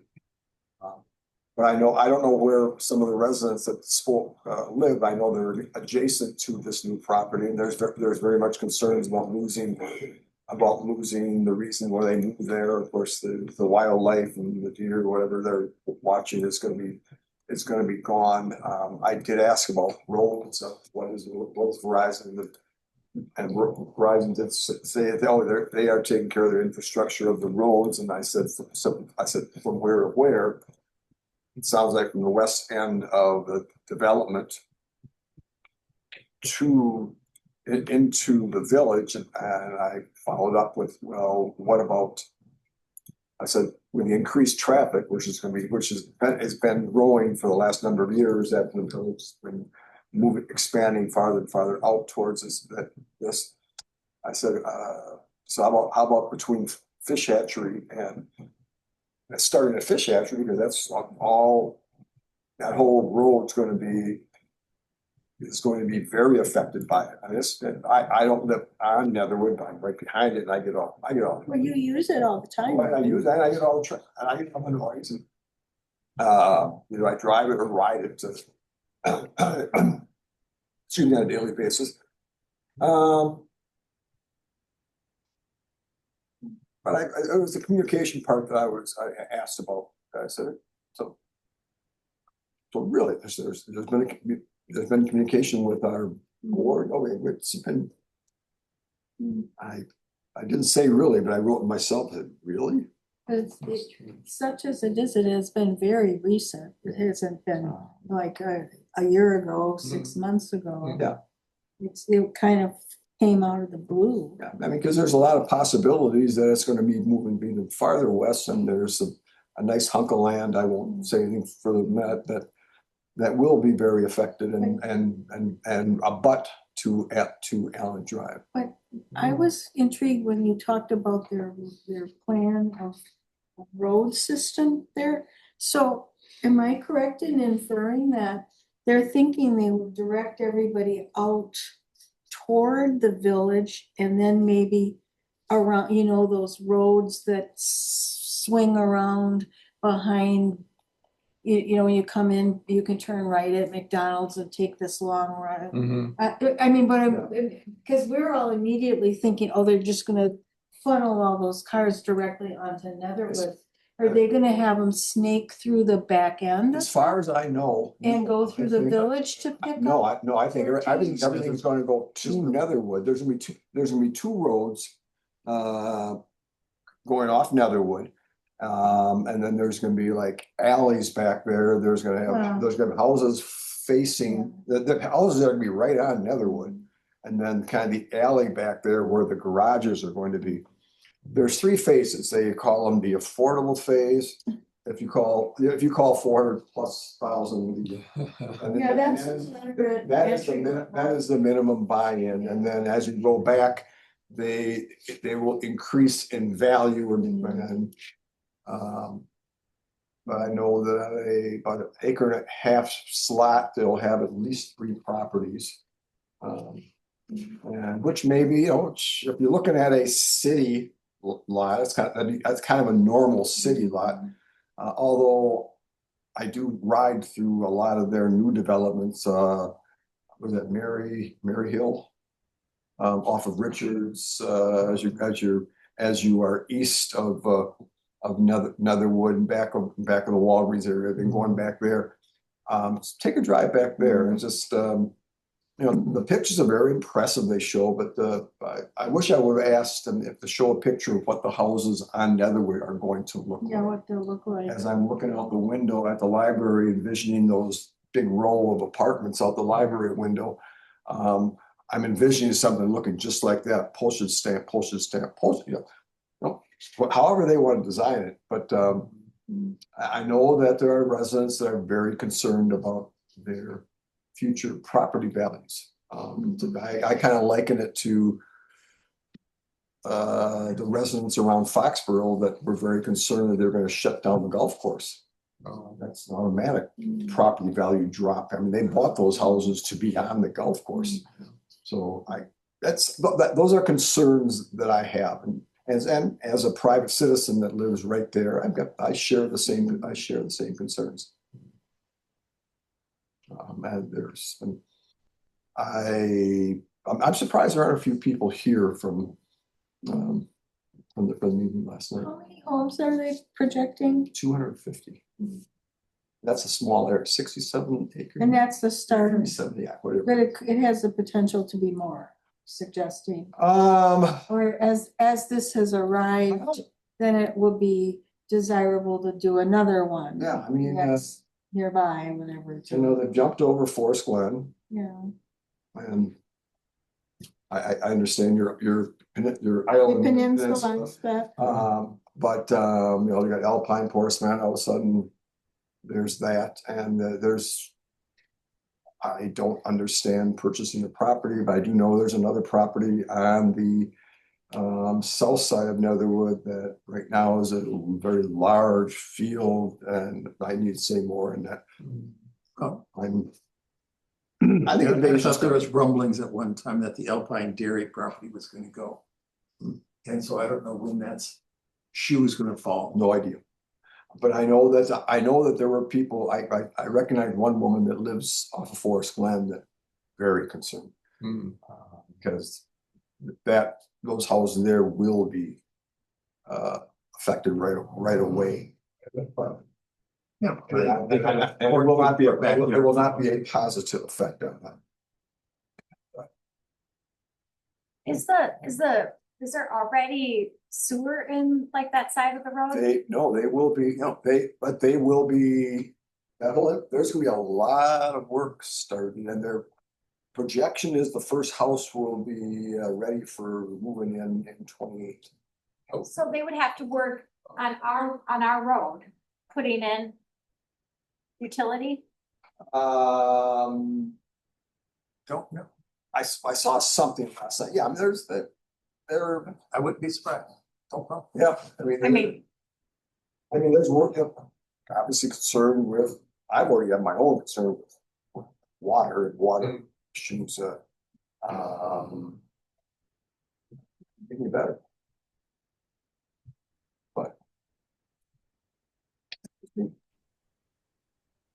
there are a number of some people that you know that were there that asked some very good questions. Do you think that needs to be a standing committee for right now, or at least somebody designated from the board to bring information back to the board about that development? I think so, but I also think that there needs to be communication, a sit down with the village and the town and Veridian about that development. And so it's not just me giving piecemeal. It's that we're all sitting in the same room, looking each other right in the eye. I think that all has to deal with what Jenna was kind of talking about. There's some agreement with they have come up with some agreement and development, and not just I feel like I sort of understand how this works. I feel like Pac-Man's coming and it's picking up. It's gobbling up the areas that it wants, and I kind of feel like hey, we need to communicate. So much for that fence, right? Well, Yeah, that remember, the village has a lust for a lot of properties, but until that property owner says, I want to be part of the village, it doesn't happen. So it takes the owner.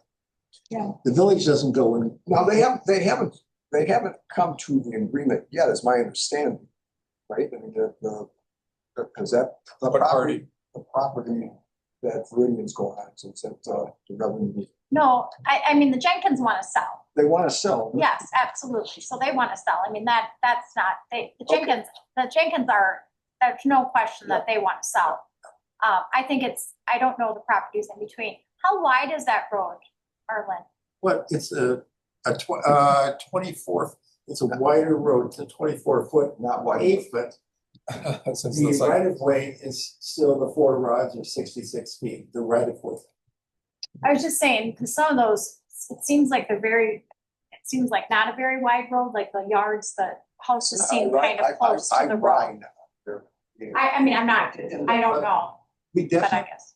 they're having an alley there, which implies that there's no driveways going to be coming onto Netherwood. There will be no drive. Yes, sorry, I'm talking about the town house, the houses that are in the town of Oregon, which driveways Oh, are on Netherwood, the Yeah. driveways that are on Netherwood, those, Good. that small section, Yeah. it seems like their front yards are not very large compared to, they're right at the 30 feet. and I wonder, when you talk about like road right of way and things, I wonder if that road gets any wider. Good question. Something that, What would that look like? Does that road need to get wider? And are they going to put wider, put the curb and gutter in, have parking spots on the side? Oh, That's If you what I- look into what is in that road that's by the park, the Mhm. soccer field that's Mhm. there. Yes, look at that as an example of what that wasn't, the that village wasn't, would do, part- because that I wasn't believe part they of would the be discussion. doing curb and gutter. Yeah, can that road handle that with that block of In the houses? 66 feet right of way there's enough room for 2 lanes, 2 parking, and curb and gutter in the sidewalk. And so then how far would their front door be from? 6 Curb and inches, gutter. 6 inches. How far would their front door be from the curb and gutter? Get right out of your car into your living room. Well, if You look open the at, door of your car and the door of your house at the same Just time? jump for it. You wouldn't get wet rains. well, again, look at the homes that are opposite that soccer field. You can see they're quite close to the curb. Very close. They also have an alley behind that's servicing them. But they're at least on kind of, I guess, more A of that minor street. opposite side, yeah. They're on Minor Street, so this is, but I mean, you're raising good questions. What is the design going to be? And see how, while you may be fussed with a small front yard, the owners may not. Okay, when do we get fussed? Yeah. And how suburban should we be? Oh, I think it would be a good idea for us to get on Thank you. their, Because I was wanting to go there, but didn't. Yeah. And Tim, go ahead. I think it would be a good idea to request from the village that we be part of those conversations with any regard to that Viridian neighborhood so that we can bring it back to the board and communicate it out to our town residents at a bare minimum. Yeah. Yes. You think that's I think I'd be Phil? concerned. Phil as the contact or Martin as the contact or I use. Yeah. Phil? I would start with Phil. I think that would be great if Carl could just make a quick call to Phil, and then Phil will very likely delegate that off to either Lauren or to Elise, maybe. or Elise. Yeah, They were and both- they they were both there last Yeah. night. yeah, and then they can just include us in notification of those meetings. Well, and we have other issues too, which are the other peninsulas. And the road. thing. Yeah, and that's for the boundary agreement discussion with Carp C. Right. Which have no intention. I don't think that's shouldn't be our responsibility. Yeah, I can get in touch with Phil. Yeah, I'd be happy to be a conduit there if that's what you choose to do, Carl. If you're looking for someone to, be a conduit, I'm happy to do that. Okay, I hear you. And like I say, It's gonna take more than just one or two of us though, too. I think, There's a lot going on Oh yeah, across the board. but I was looking at, I had a conversation with Phil that we needed to be getting together on issues, in particular, around the roads. Okay, so multiple things. Tim, was it your idea about, hey, we should have a committee to just deal with this situation? Was that Yeah. your idea?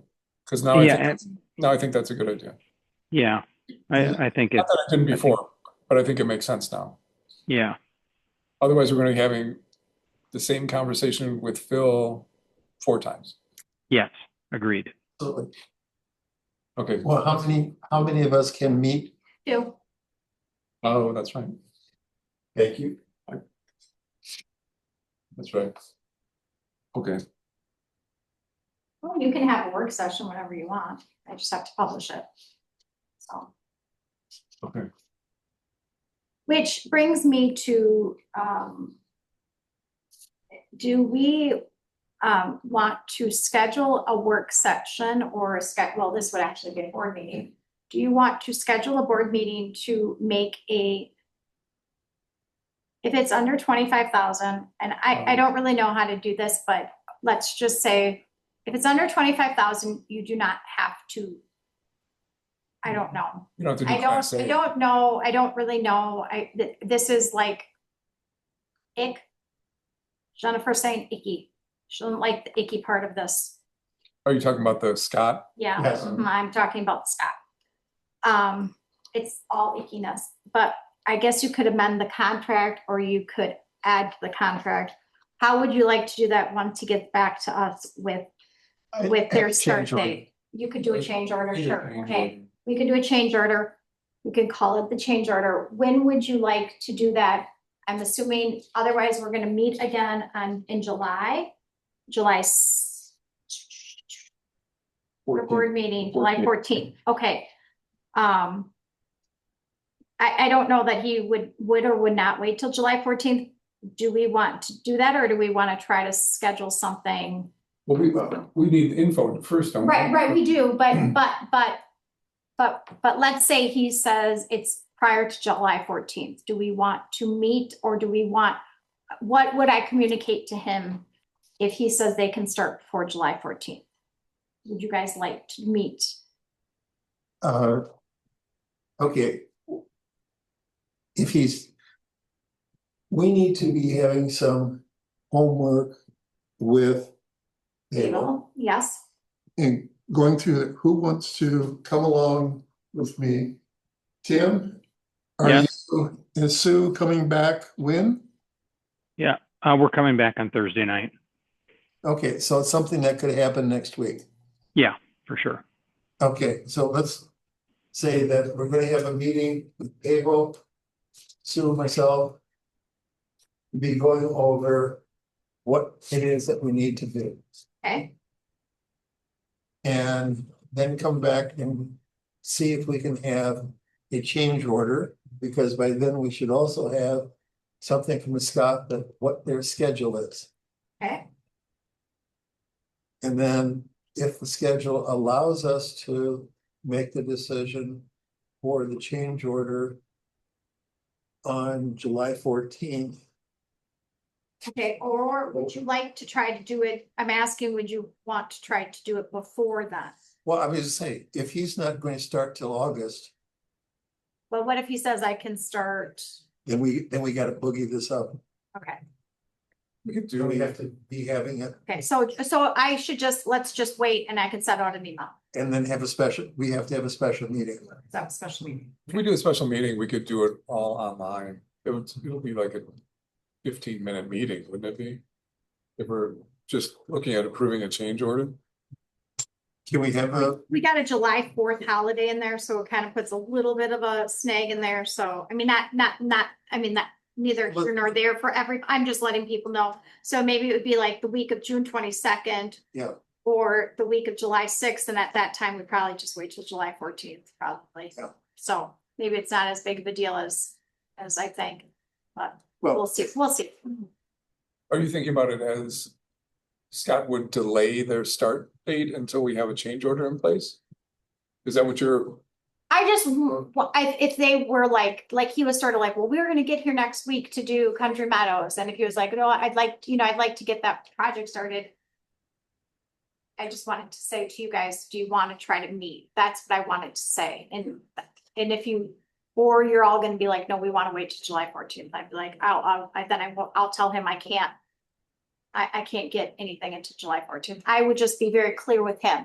Either A, I'll try to schedule a meeting with the board, or no, I can't get, next time I get board approval is July 14th. I mean, well, I'm gonna go back to if it's really just a meeting about that, it can be pretty quick. Yeah. If we don't add any other I think so. pending Yeah. agenda And items, that it could would be be, night later. That would Okay, get it could it, be anytime. get it taken care So just take our Just so Tuesday? try to amend him and try to get it a meeting, of. okay. Get it taken care Okay, because if we can do something on the 23rd, 2 weeks away, the 30th, 3 weeks away. Okay, yeah. I'd say the 30th is a possibility of having a quick meeting.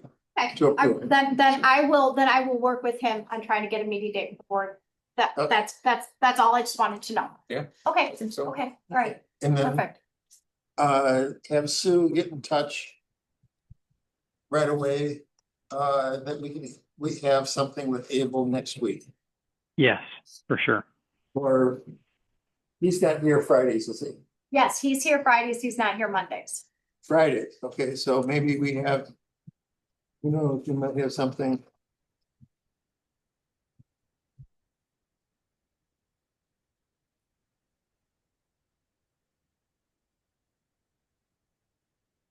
Okay, Friday may be possible.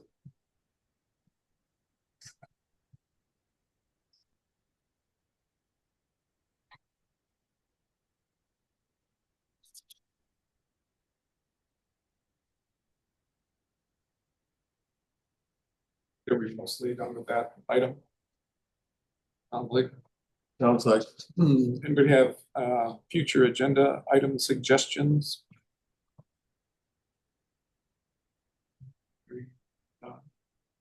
For the future meeting dates. Let's just call that informational for now, unless you see a mistake or something has to be edited. This late time, take it home and study. Perfect. All right, anything, can I ask, this is a little bit off agenda. I just want a status on the whole discussion about a UTV for the town. The what? The UTV for the town, Ryan's. what? I don't understand it. I think that's why I had it on the park. What do you mean? Well, I think I had park report Oh, on there because I was, the last I have about it was email from you on May 26th. But This all came up because of moving saws and equipment in the parks where yeah, it brought up by somebody on the park committee that well, they shouldn't have to put everything wheelbarrow around up there and they need a UTV and they may never get a UTV. what's that? They may never get a UTV. Yeah, that's my, basically That would open. That would open. then something came up, oh, can they use it on a road? And I thought, I didn't want to go there because I'm thinking, yeah, it's a municipal vehicle, I'm sure. Yeah. But I'm not, but, you know, Okay, so it's not, a, nobody's like busting out to the credit card. Not an urgent matter. no. I don't, I mean, I think there are probably two parks. Town Park and Bicentennial Park. I don't know of any other parks where the difficulty of carrying equipment would really be an issue. There are certain tasks that, yes, we can do as employees, but there are also certain tasks that we just have to contract out because we don't have the time and we don't have, like, we could personally do them, but tree trimming is probably one of those tasks. Well, Abel and Ryan could do it. Right. We sometimes have to contract those out. So I think you weigh the expense of insuring, buying an ATV versus contracting out to have somebody come in and take down a tree. I think agree. the long term, you're going to be better off paying an expert versus us trying to do. So carrying, I would say you don't carry the chainsaws. I say that's what we did in the past was, I know it's expensive. I get that. I understand that it's part of why we're here. It's an expense we have to undertake. It's like, I get it, but we're also not going to hire an employee just to take down trees when there's a bunch of companies around us. So I don't get. And Really? it's safety. I mean, It's safety. it's safer to have it done professionally. Right. And I'm really not even thinking about that part of it. I'm thinking, hey, how come the town gets to ride a UTV on the roads and I don't? And I don't even understand why we have to, I mean, we'd have, like, we trailer the mowers, we trailer everything else. Anyway, Yeah. there's more to it than I think just- I think we're at the end of that conversation. I agree. So I don't, Okay, so so- somebody needs to pass that message along I'll to pass, the. I will pass it out to the park committee and say, might as well. It's a wonderful thought, no, but there's always wishes, there'll always be wishes. No. Bingo. I was like, go to the town attorney. I was like, wait, we haven't even passed. the- So there's so many reasons not to do that. Okay, and anything else, folks, before we get out of there? Oh, yes, I'm seeing the 3 books here. Oh, yes. I have donated these books to the town. They are, this is very informative as to how we got to where we are and some of the issues that have been around for 150 years. And this goes back to things that when the territorial legislature met in Belmont, Wisconsin, they were already setting up some of the structures that we are using now. Interesting. And that one of the things that happened with the Dane County reorganization supervisors, you are supposed to be a board on the Oh, I've read Dane that. County Board of Supervisors. We had something like 80 people. Something like 80 Can you people. imagine going to a meeting of 80 people? So there was all kinds Like of that. little things that but anyway, it goes to the history. Some of the definitely the farm history is very enlightening and very much describing what the situation is now. And this is a long ways away from hooking up the oxen to plow the back 40 or back 10. Oh. And when farms were 20 acres in size. Mhm. That's amazing.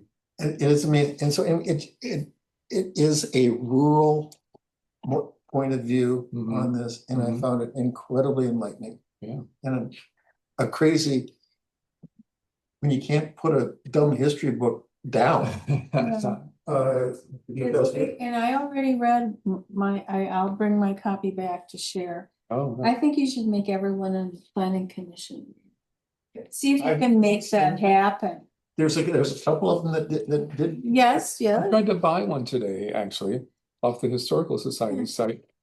Well, Take it. Borrow, This, read I it. brought it here to be checked out. Yes, I have Yeah. another copy that I read that can go in the. You got five. In the You lending got five, library. so We have five. did you buy them online? I bought it. Did they go through? Society. I'm a member of the Historical So Society. did their website work for you? No, we No, bought I them at bought a. it.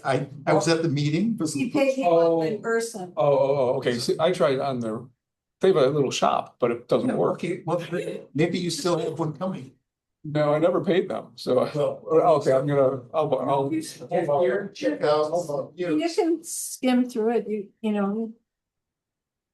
Do it, it's in like, Oh, sure. I was duly impressed, or what review was, I'm just overly enthusiastic, or what's your feeling? No, it makes a lot of sense.